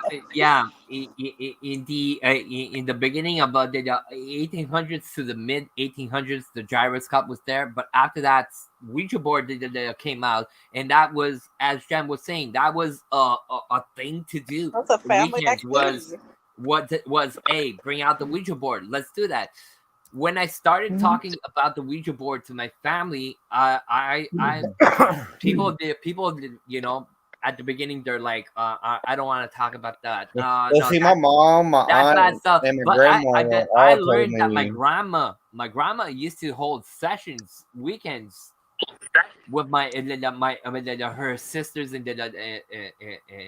and after that with my mother, her daughters. They used to hold the weekends doing Ouija board. Yeah, if you live in a Mexican household, there was a Ouija board in that house somewhere, and it was in what we called the Kukui room that was haunted in the back of the house. It was the only room that was ever haunted. And that was the cold, dark room, and that's where the Ouija board was kept. But no, things like that, any type of metaphysical board, like even pendulum boards, they're all kind of the same thing. It's whatever you're kind of comfortable with using. And I mean, obviously, if you had a bad experience with an SP7 or anything like that, or even an app, an ITC app, if you had a bad experience, you're not going to touch it again, right? So people that have had bad experiences with Ouija boards, they're not going to touch Ouija boards again. Totally fine, and probably the smart thing to do, because if it's not for you, it's not for you. But in my opinion alone, they all kind of have a synonymous attribute in communicating past the veil. All right. And so in my opinion, I do lump all of it together. You know, maybe that's naive of me, but I kind of do, for that reason of what are we doing with it? We're communicating. Yeah. Ultimately, in every one of those, that's the goal, right? Is communication of some sort. So. Well, my cousin Diva, had your one, opinion. and it was from Parker Games. It was from an actual board game. It was like in the toy store, and that was like the first Ouija board that my cousin bought, and it was like almost like a board game, like Monopoly or anything. Like we took it out and we were just like messing around with it. We were just like, we didn't even think of anything. But I remember she got rid of it, and she said that she played with her friends and she felt something weird, and it just, like she says, it was moving, and then she heard things and she just got rid of it because she put it under her bed and she had nightmares that night. But I mean, she was a kid too, but like I said, like she won't mess with Ouija boards anymore, but like I said, she was a kid when it happened. But it was a regular board game that was made by a toy company. It wasn't like a Ouija board that was in a paranormal store, like to say, I mean, it was just a regular board game, and I remember them, but we played around with it, and I never had any weird experience. I was like maybe 8, 9 years old, and I remember, and we were just like playing around, asking all kinds of questions and stuff like that. Most people you see playing them, like, you can tell they're moving that stuff. Like, we're not stupid, right? Like, we've seen seen videos where people are just being that thing's moving a little too awkwardly. You're watching the video and you're going, bullshit. Exactly. Bullshit. But you know what? If it's for entertainment, go ahead. Do what you're going to do. It's literally, you could use anything that has a communication device to communicate with spirits. You literally can pick up an old magic 8-ball and swirl it around and communicate with a spirit because it Wait a minute. What are you doing with your balls? Swirling them around in my hand. And they're going to talk to you? Damn. Yeah. That's they do scream sometimes. Okay, hold on. Did I just hear Matt saying he spins his balls to talk to them? Yes. The balls talk to him. I will see you guys on the next show. The more they talk. But that was actually going to come up. The next topic is haunted attachments, because I've heard multiple people say that you get more haunted attachments a lot by Ouija boards, and I personally have to disagree with that. But you can get haunted attachments by anything, by just saying hi to a spirit. They can. Well, saying it's not true. I would not say that, because you're opening a portal. But it's not the only way, pretty much. Yeah. You're opening to the other side. So what's saying you're not bringing something that wants to stick to you on the other side, on this side? You can walk through a hospital and get an attachment. Hell yes. That's wandering spirits right there. I got one for a couple months by walking down 666 the first time I went. Took my energy, felt like just crap. Did not do anything for 2 months until I went back and told it, look, you cannot do this no more. Like, it was a 8-year-old boy and all that, like, but it wore my energy out. And luckily I just had like a child and all that, and not something evil. Here's the thing. Go ahead, Jen. Go ahead. I was going to say, let me take it a step further on this question, just for everybody. Maybe we can all answer this. How do you know definitively that you have a spiritual attachment? Right. You don't. Like, for those that have experienced it, what was that moment where you're like, oh my God, like that aha moment? As soon as I got something. Well, Dom, I know you've encountered that type of connection. I've heard people saying it feels like being hit in the back of the head with a 2x4. It feels You feel drained. I'm gonna share. I'm gonna share the feelings I got when I got hit on that day. Jen, you're right. It's exactly as you get like a punch and all the air in your body goes away. It's like you can't breathe. you're like, you're in a moment of panic, so you can't breathe. You're asking yourself, your head is spinning. You're asking yourself, what the fuck is happening? Sorry, my language. Hey, Josh. And you're sweating, and you go to a lot of emotions. You get drained physically, so you feel like a slob. You're gonna cry. You can ask Nubsy. He saw me cry, but when I say cry, I mean cry. But here's the problem. Mm-hmm. Here's the problem with all the paranormal hunt. I gotta get a drink. Be good. Here's the problem. Whenever y'all go out to a haunted location, all right, you are opening yourselves more because you want to believe so hard that something is going to happen, and that you want to prove that things are happening. So you are literally letting down your psychic field around you and opening it up for things to happen to you. It's pretty much saying, you know, you open up your fridge outside and you say, any wildlife, come and have what you want out of my fridge. You know, what animal or spirit is not going to take on that?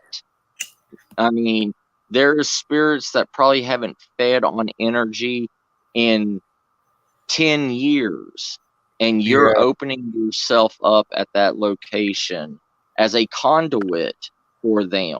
Right. And once they get that taste of energy from you, they do not want to leave you.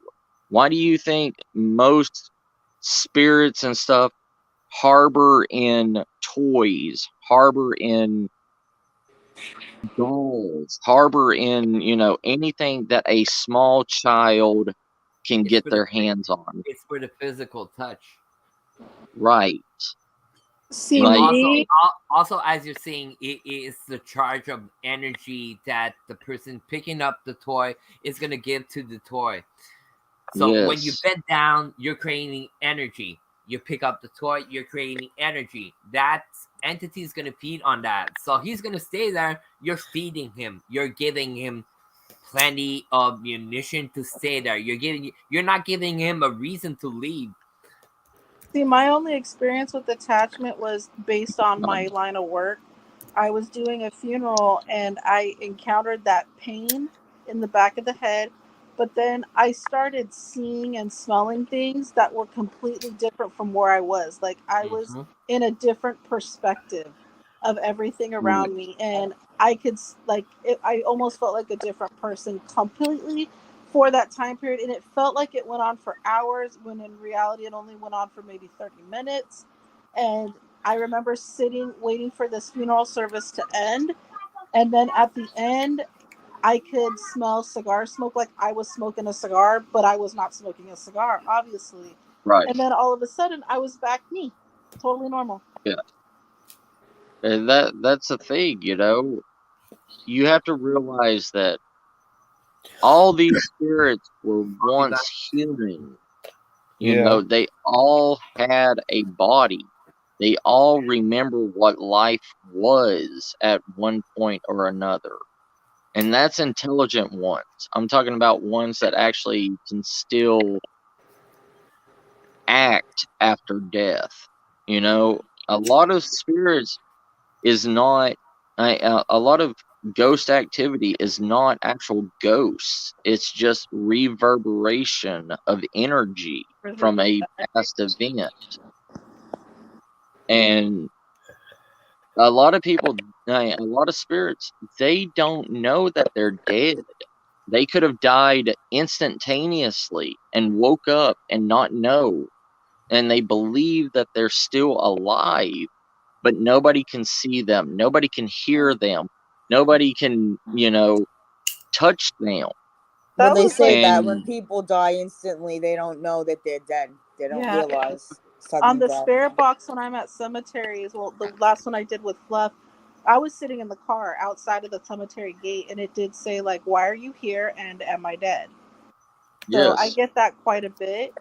But another thing, did you guys see Dustin Southcack's TikTok where he talks about severing the brain from the Yep. physical body? You saw that? Actually, yeah. That is something that me and Matt have talked about so many times. Of like, your brain is part of your physical body, and your brain makes up your thought processes, your behavior. Correct? So when do we lose that when we become spirit? And if so, then technically, well, I'm just going to say this real quick, Jen.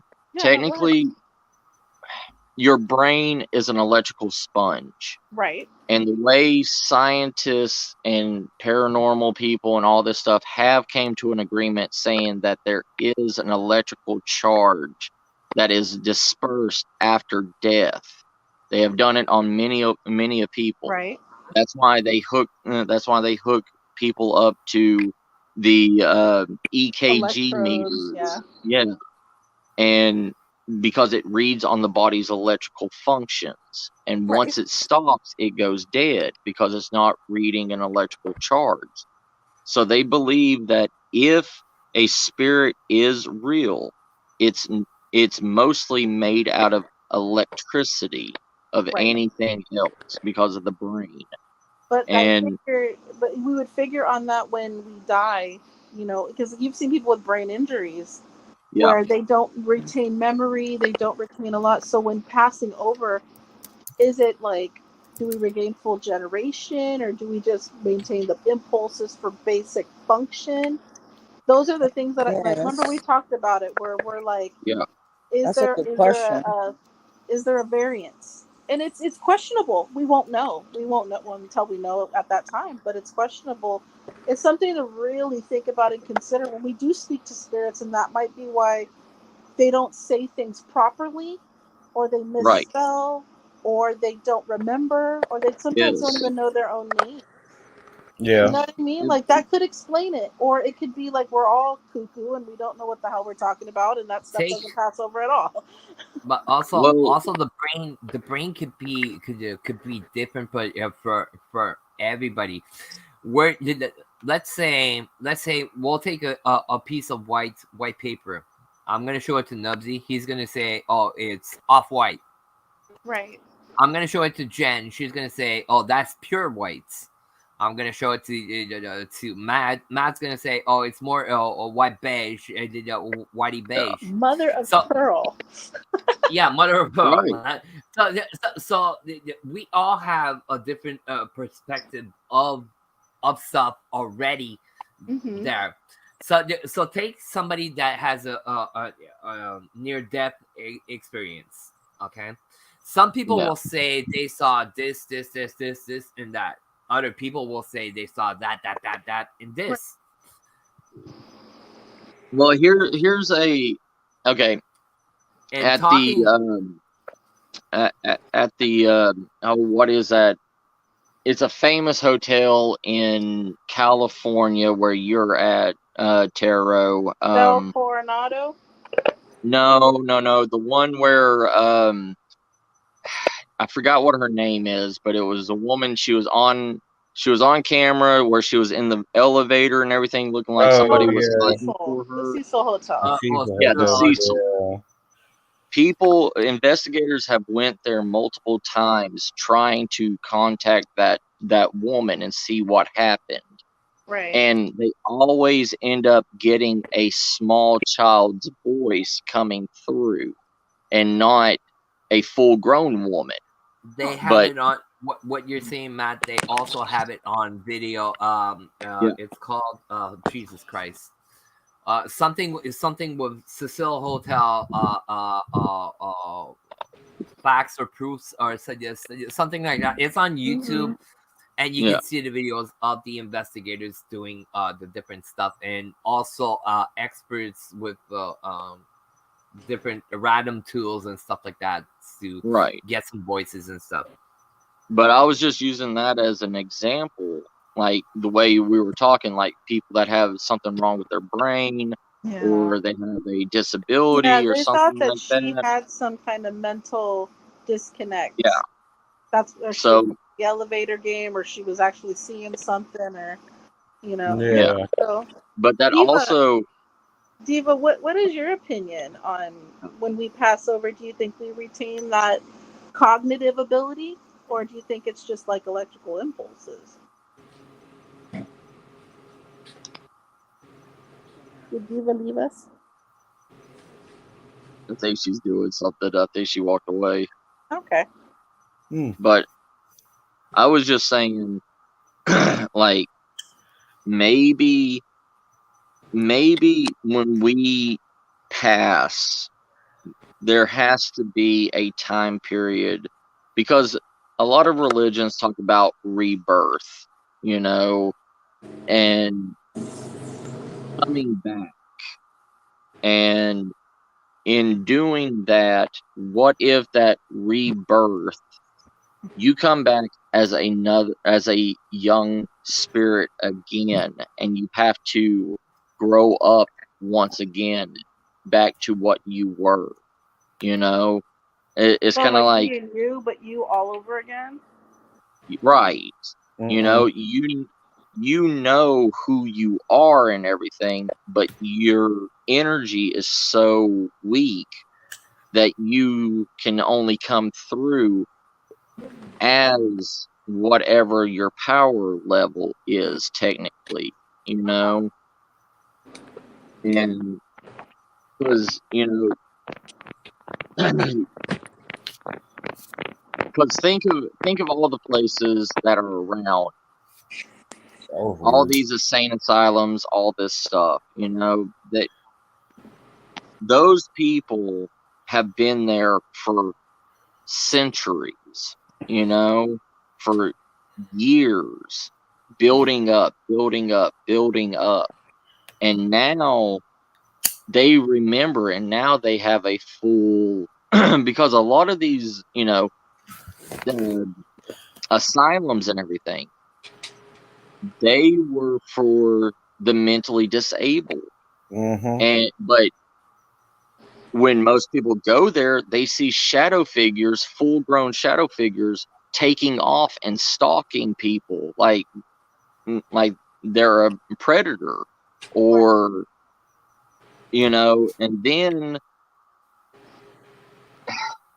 and they're a completely different. They're having full conversations with people in these asylums, and at that time period, you think these people would actually be able to hold a full conversation with you if they were still in their human form? No. Well, that's like when some might, depending on why they were placed there. I mean, people got placed there for things like depression, yeah. Well, that's kind of like an American. They would also put you in asylums if you were orphaned and they didn't know what to do. They had two choices: send you to prison or to sometimes an asylum. Then they opened up some places for some orphanages. But before that, they would put you in prison or an asylum. Yeah. Ooh. Okay, now what were you gonna say, Nuts? Sorry. Somebody tagged me on a post on Facebook, and it was like an American say these paranormal investigators go to Germany where people died in the 1500s and all that, and speak English like they can understand and all that. And I'm like, yeah, because we talked about that on the last Paranormal 101, didn't we? Something like that. Yeah. And I'm like, that is true. Me personally, I've never left the United States, but I definitely, that is a good question. And I'm like, well, some people believe that spirit, like once you become a spirit, that you are universal language. There are some that believe that you can communicate. There's some that believe that. I don't know if that's what I believe, because I have had spirits come through that were very specific with their language, like Spanish is very common here. Right. I've got a lot of Spanish on Spirit Box myself. Yeah, I got I'll give you another example to go with what Jen is saying. Here in Montreal, a lot of people, well, it was a French regiment, then the British took over. But you can go to a place, you can ask a question in English, and they'll answer you in French. You can ask a question in French, and they'll answer you in English. So we went to the Fort Henry in Ontario, where we're asking questions in English to try to talk with a British soldier, and we got German. See, when I went on my spirit journey when I was young, the spirits that I met on my spirit journey all talked to me in traditional Cherokee. They did not speak to me in English or anything. So maybe they have a pinch translator in there that may have known some basic English, and their power level is strong enough to understand what's going on. But yeah. Hey, Louisa. Hey, Louisa, how you doing? Good seeing you, sis. Hi, Louisa. I mean, look at a spirit that died in the 700s. I mean, there was no English at that time at all. Do what, Diva? You broke up. I haven't noticed that. That's my name. My name is Louisa. Oh, yeah. Hi, Louisa. I was like, that's I mean, okay. You know, like if you're in Israel, okay, and you're trying to call a spirit that was around in the 700s, there was no Israeli slang as it is today. There is no. It's just like Dom, the French language, like the French slangs and everything that you use in Canada today. Was any of that slang ever used in the last 500 years? Well, actually, the slang we use here, it's taken from the French back in the 1400s and 1500s in France. Okay. It's also a mix of the British culture of the 1700s here in Canada. So you take a mix of that, and it's not everybody in Canada that talks the slang French. So right. So that that's what I'm trying to say. There may be. It's like English. English is changing every year with language. It's an ever-changing language. And for a spirit that's from the 1400s, 1700s, hell, even the 1800s, that could speak the English language of the 1800s, is a completely different form of English. It's not the same at all. Your rates, it changes. Yeah, talking about the backup pipe, by the way, people. Because let's go back to English or French, as you were saying, the slang. If I speak, I'll give you a difference. If my French I speak here in Quebec, if I go to France to speak French, which they're French, you would say, oh, you have the same language. It has nothing to do at all.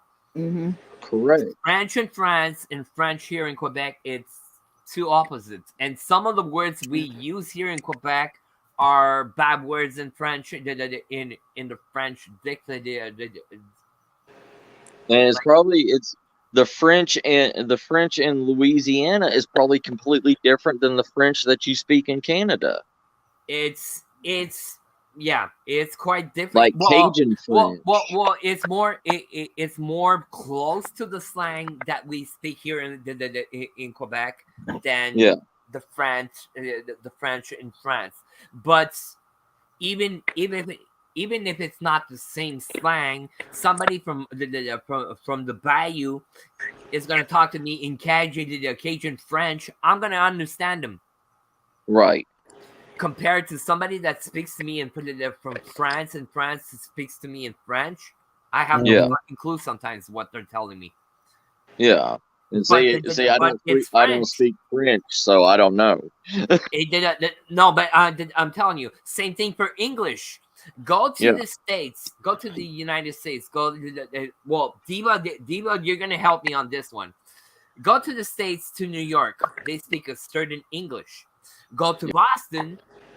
Fluffy can help me on that one. They speak a different English or way of talking English. And then you go down to the south. You have the slang. You have the and go back. Yeah, exactly. Go down south.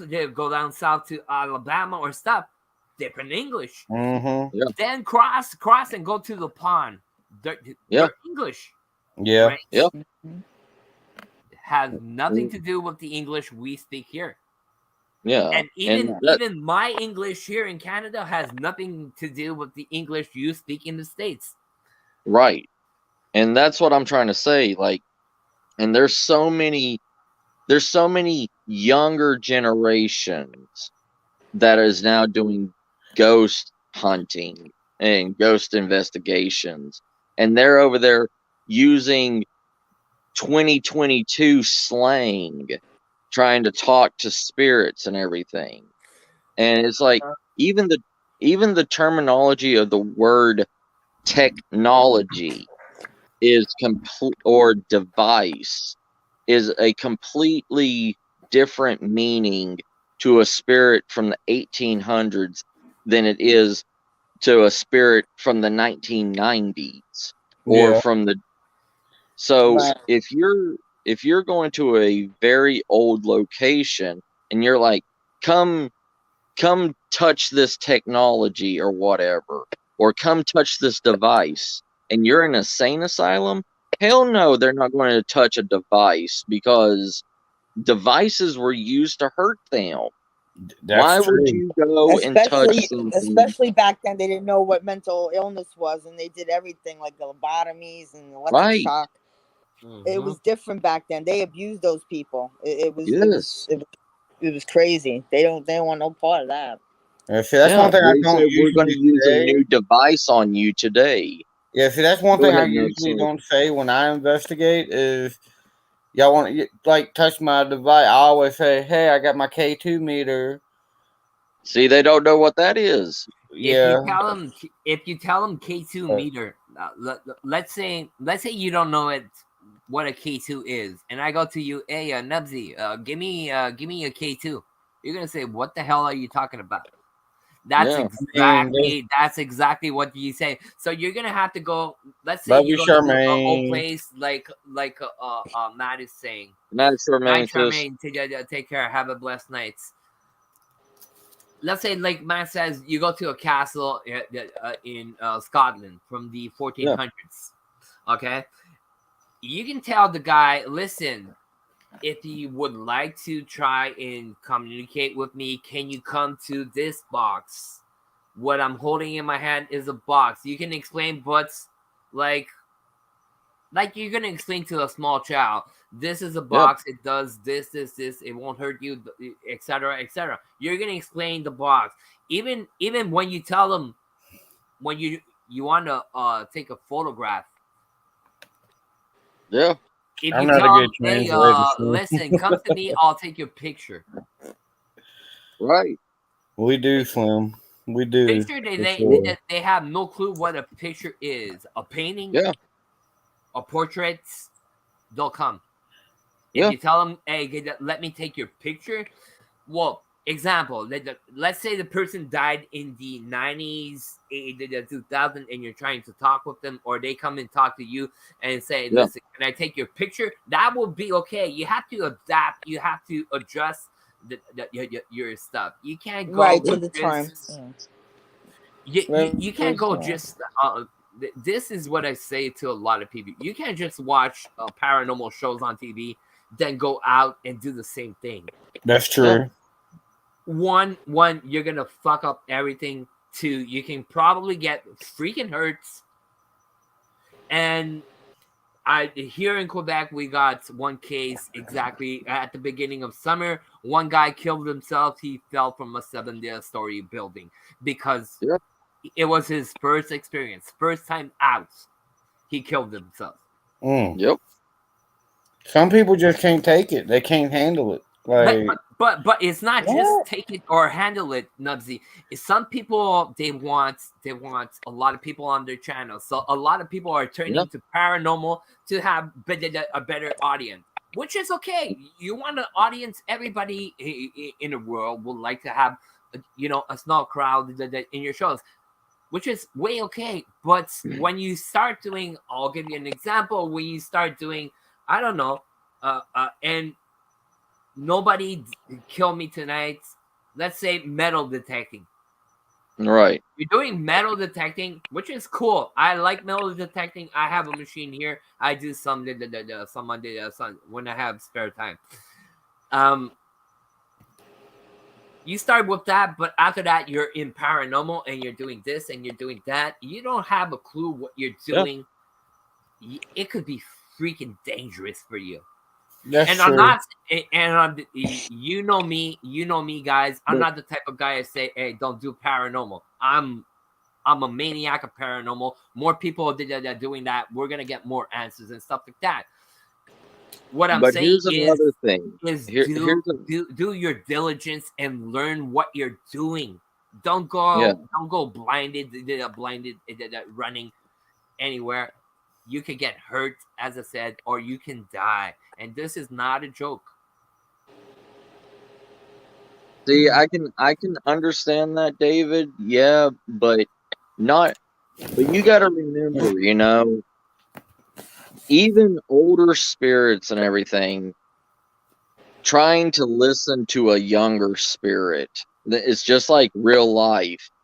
If a grandson's trying to teach his grandfather how to use a smartphone, the grandfather just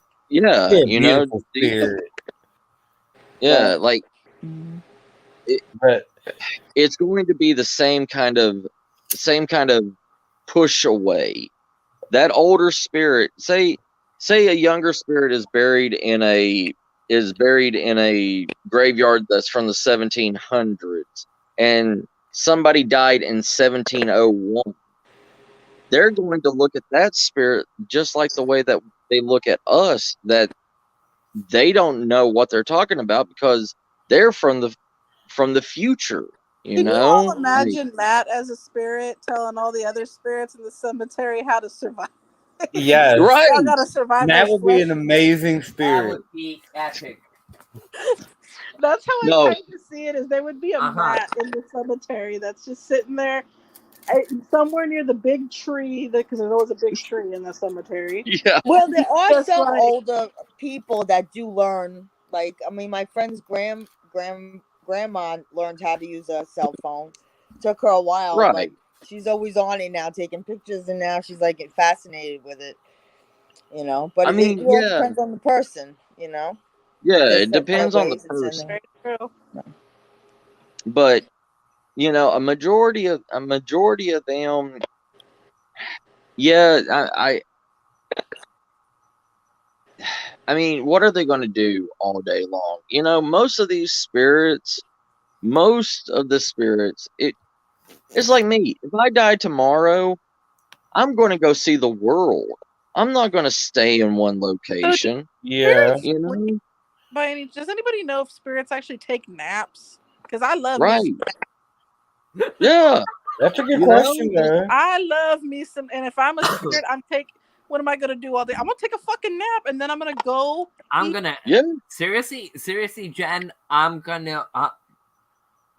on an investigation tomorrow. I'm gonna ask that question. You should, and you better tag me in the video. I'm gonna record it and I'm gonna send it to you. And then I want to know if spirits can eat, because then I'm eating every fucking thing I see. Well, They do. Yeah, Hold on. I mean, We ask a lot of spirits, do you want to do some things? Yep. We were at the Hamilton Cemetery, me and the Urban. We're doing an investigation, and they asked us for cake and pudding. Can you imagine having munchies as a spirit? Well, it's not just that. There's a specific jail somewhere up north in the States that to appease one of the inmate spirits, it's at a prison.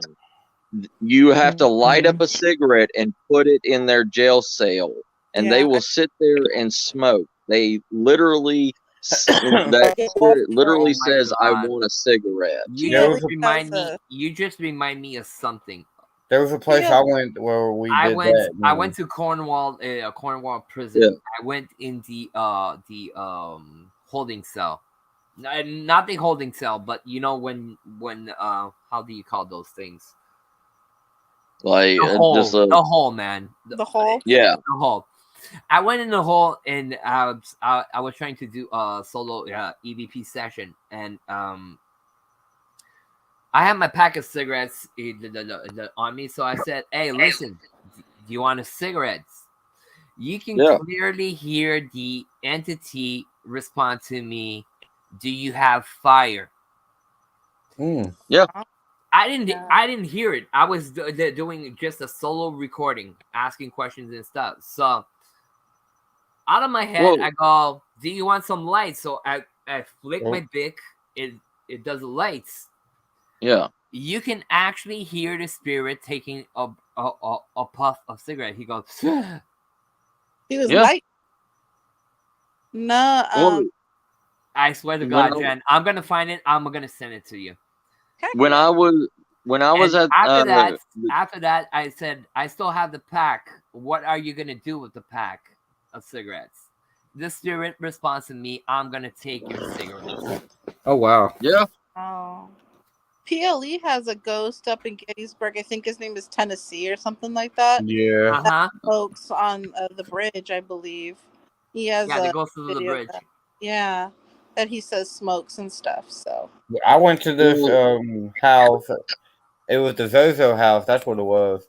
And we were standing there, and I tried the cigarette challenge, and I put it down. The ghost threw me out. No wind, no air, nothing. And anybody that smokes cigarettes knows that if you're not hitting a cigarette, it goes out. Yes. Like that. Well, this one you could look at it and somebody was hitting it. Like it was freaking awesome. Like, I got the same response in the cemetery. I took a cigarette because the guy was asking for tobacco, so I put the cigarette on his tombstone. Yeah.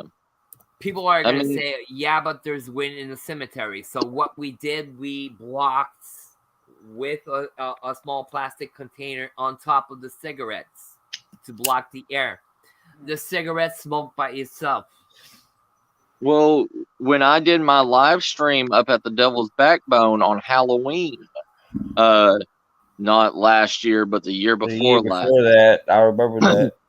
I was in my SUV. I was in my SUV sitting there and just holding the cigarette because the little spirit box application I had said cigarette.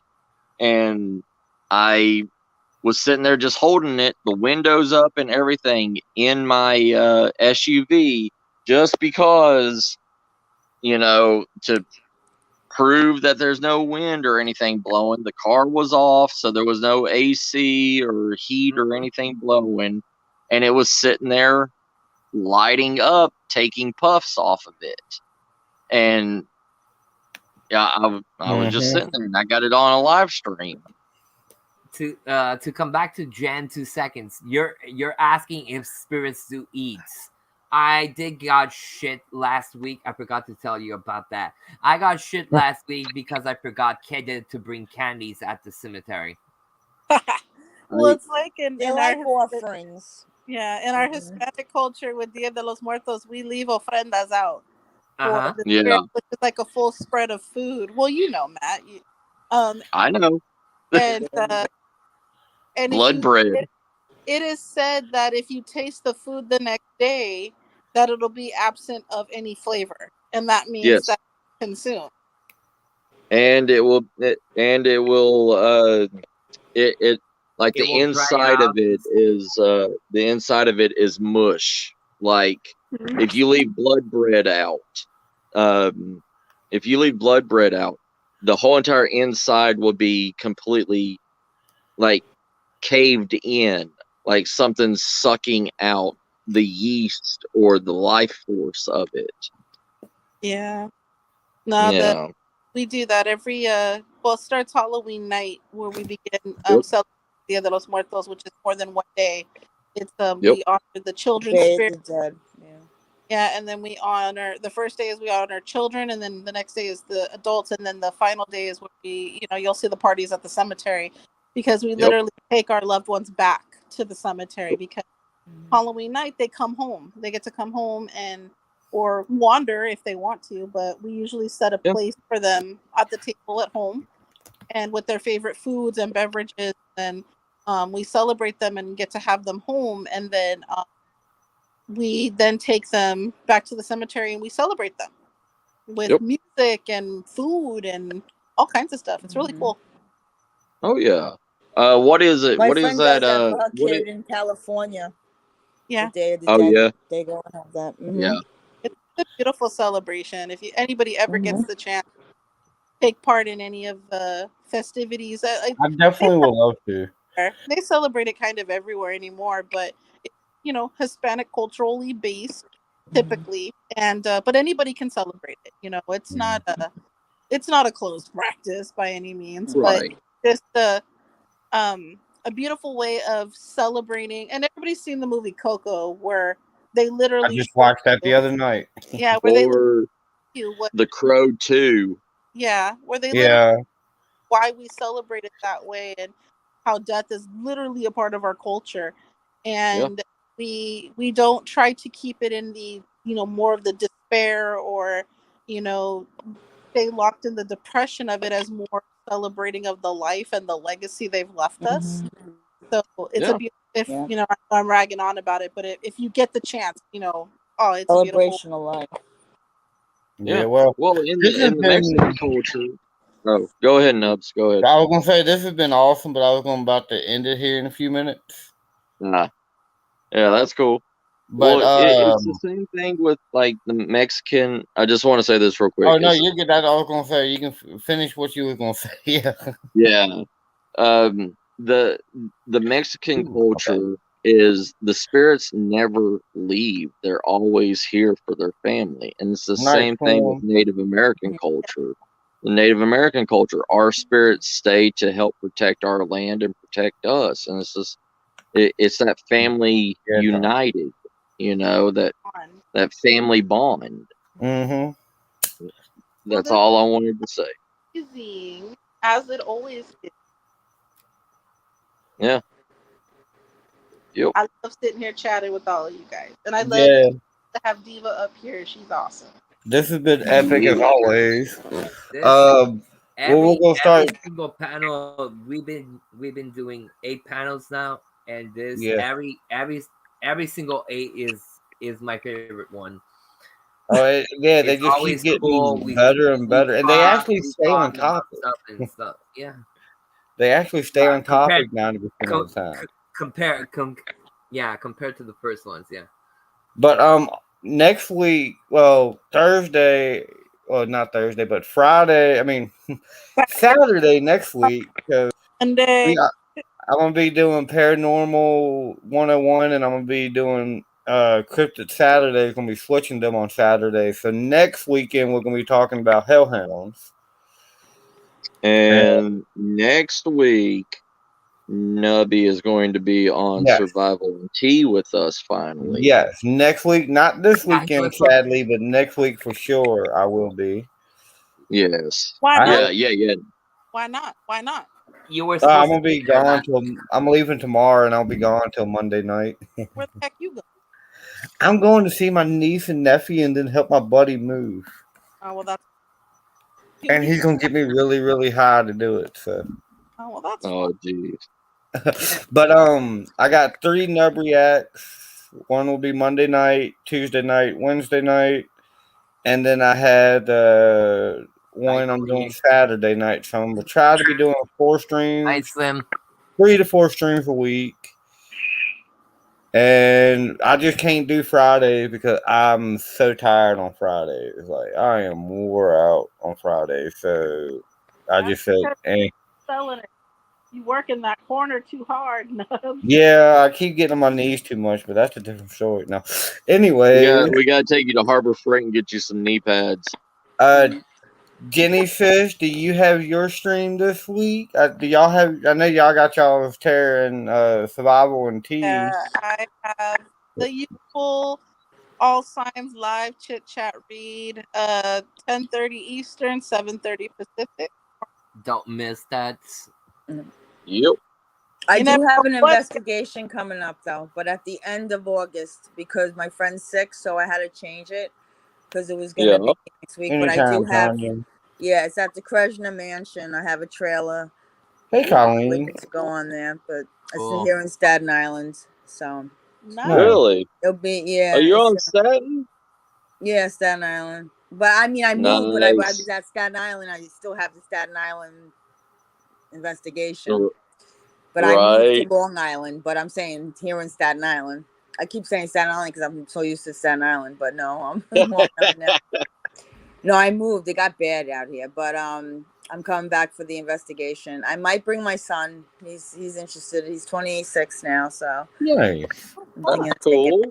Yeah, there's some of the other locations that he knows of too. So I'll be looking. But it'll be the end of August. Thanks everybody for coming on panel. Thanks everybody in chat. Yep. Y'all are awesome.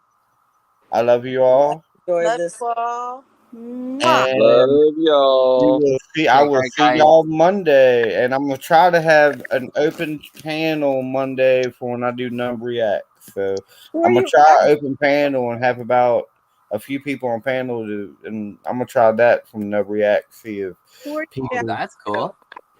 So I'm gonna start that and try to see if that will work because that might help. Who are you reacting to?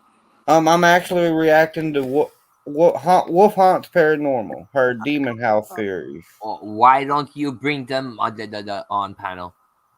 I'm gonna talk to her. I gotta figure out her time because I think she's in New Zealand. No, she's in Finland. Finland. Yeah. I gotta figure out her time and all that to see what. Cause I don't know. Like Vodka Vamp, I know she's 12 hours ahead of me. Yeah. All that. So I don't know people's times. I know California's 3 hours, and I know most of the United States, but that's about it. I think Finland, it's during the day right now. All you have to do is ask your phone, Nubs. I think, if I'm not mistaken, I think they're 8 hours. I'll message her on Facebook or Twitter or something to find out for sure. But I will definitely a good girl. And don't forget, 10:30 p.m. Eastern, TAROT&TEA Sunday night.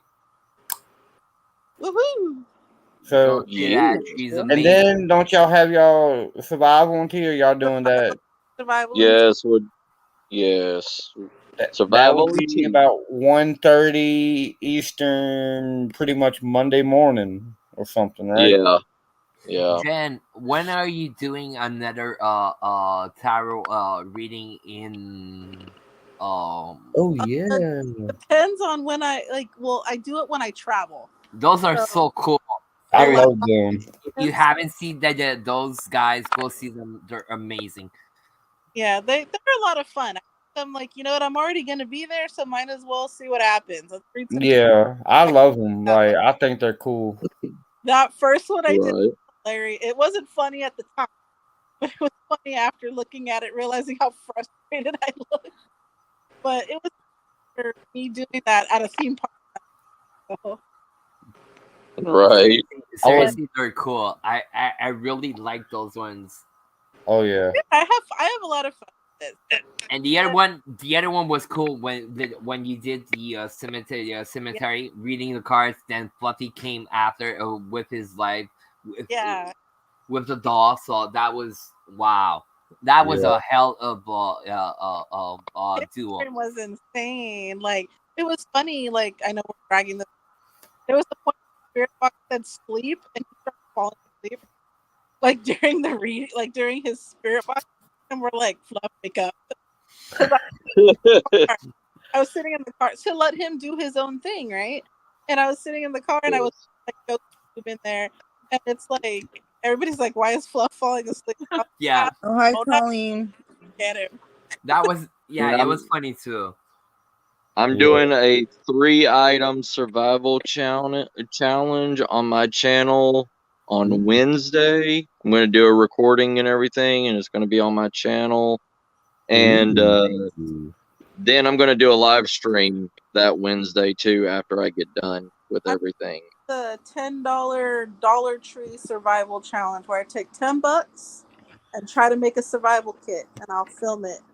Oh, that would be cool. That's a challenge we should do. That sounds cool. That's a challenge that we should do at some point. When I get the money, I'm gonna try that. Or we'll do it. Store or Goodwill. Okay, so let's do that. Let's put $10 budgets, and you have to come up with a survival kit. With a 72-hour pack. Gotta last you. Let's say 48. Let's do a weekend. We'll do 48. It's gotta last you 48 hours. Okay. All right. Ooh, I like this. I'm down for it. I'm down. Seriously, that'll be interesting to see what we all come up with. And match the judge to see who will survive the longest. I know. Well, we do have to get judges. So if right now all of us make a Twitter announcement on the $10 challenge and everything on each one of our Twitters, and on our community post. That's it. You can do the little voting thing. Yeah, we can do that too. And see who wants to be who. Oh, you don't have one? I have 350 subscribers. We gotta get Diva to 500 so she can get that. How many do you have, Diva? 350. I had more, but I got purged. Am I still? I'll try to give you. When I say I'll try to give you. I have. Can she? I could give you maybe 4 more. You can do polls on Twitter. Yeah. Can you do polls on Twitter? You can do it on Twitter. Yeah. Oh yeah, you can. Mm-hmm. Okay. Yeah, we'll do that. We'll do that on Twitter, and whoever wants to be. I'll let anybody choose what I can take to help the challenge. So y'all get to choose what y'all want. I have people choose what I take. So you're gonna go live stream at the dollar store, and we get to pick for you. Yep. Oh, okay. With the Grandmaster Challenge over here, bad boy. Yeah. I got it. Getting coffee filters to filter his water. I can do it. Gravel, dirt, and a coffee filter. So yes, guys. We're always coming up with new stuff when we're together. We are doing this now just because it's epic. This is gonna be cool, man. Seriously. When are we doing it? I don't know. I just said soon. We'll get together. We'll figure out when we want to go live. Oh, okay. But it's like you can shop it at any point. Just film it. Yeah. Shop Actually, it. Nubsy, hold on. We have the next Paranormal 101, right? Yep. In 2 weeks. Yes. Okay. It's already set. We already have our program. Yes, in 2 weeks. Okay, so let's push that. Let's push the next the Paranormal 101. Let's push it to week 10, and week 9 is going to be the challenge. Okay. So we're gonna do it on the panel here, and Matt's we're gonna advertise it, so people's gonna choose why don't we your survival kit for $10. and Why No. everyone don't we do it on else Matt's does. channel? We'll do it on Yeah. Matt's channel since it's survival themed, Yeah. and we'll go over there and we'll show off our. Okay. Yeah. That has better sense than what I was saying. Okay. Nubby, when are you free? Not this Whenever. week, right? Not this Sunday, but next not Sunday. this Sunday, but next Sunday I will be after like midnight, of course. Okay, so next Sunday, Diva, Nubby, Dom, Tarot, and me are going to be over on Second Star Survival and Tea on Sunday night. We're gonna show off our $10 survival packs and hope we don't die. Okay, Yep. so not this Sunday, next Sunday. So we have like a week to. Yeah. Okay. Yeah. Right. Yeah. Yeah, y'all just do the video of what y'all are getting. I'll do a live stream so everybody can vote what I get. Okay, hold on. I want to pick the demographic real quick. Good question, Bessie. Survive. So Matt, Okay. You're surviving in the jungle. You're surviving in the African jungle. Ooh. Okay. Dom gets. Okay, Matt, you pick Dom's. You're next. Tag. You pick the next person. Where's Dom surviving? Let's see. I like this.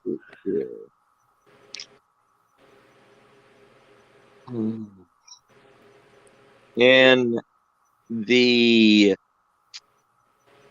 I want to say he's going to go to the Australian outback. Why did I know you better would tell me that? Right. I swear to God, while you were picking, I go, watch it. He's gonna go to Australia, to the backwoods. Okay, Dom. In the outback. Dom, where are you sending Nub? Where does Nub have to survive? Okay, so I'm gonna send him to the Amazon. Okay. Going to the Amazon. Nubs, you get to pick Divas. I'm gonna send Diva to the Middle East. Ooh. Oh my God. All right. All right. 48 hours for $10. All right. Well, you got to pick a country over there. Yeah. I mean, because there's different terrains in every part. That's true. Like Afghanistan. Okay, Afghanistan. Okay. That's the only one I know other than Iraq. So right, could have went Turkey. Okay, there's a bunch of them, but yeah, we'll pick Afghanistan for Diva. All right, Diva, where am I surviving 48 hours? Oh my God. It could be. It doesn't have to be a country. You could pick like a state or anything. Diva, send her to. You're going to Guatemala. Shut up.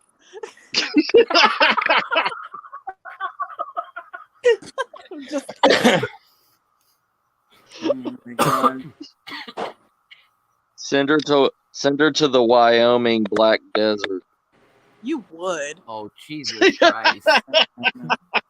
He just wants me to die of dysentery or something. No. And, the rats still carry the bubonic plague. Exactly. I'm going to catch, like, some weird, like, gut bubbling disease or something. It's okay. You got Fluffy.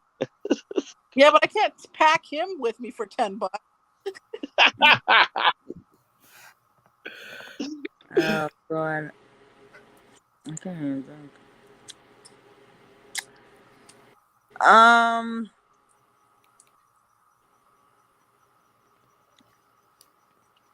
What about Lebanon? I don't know. All right, I'll go. There you go. Okay, so now we have a week to prepare our survival kits for the country we're going in, right? Yep, so 2 weeks. Your elements, like your temperature, it's at this time of the year. So whatever your area is at this time of the year. So it's winter. It's winter in Australia, right? Yeah, so you better be packing something for $10, buddy. Hang on,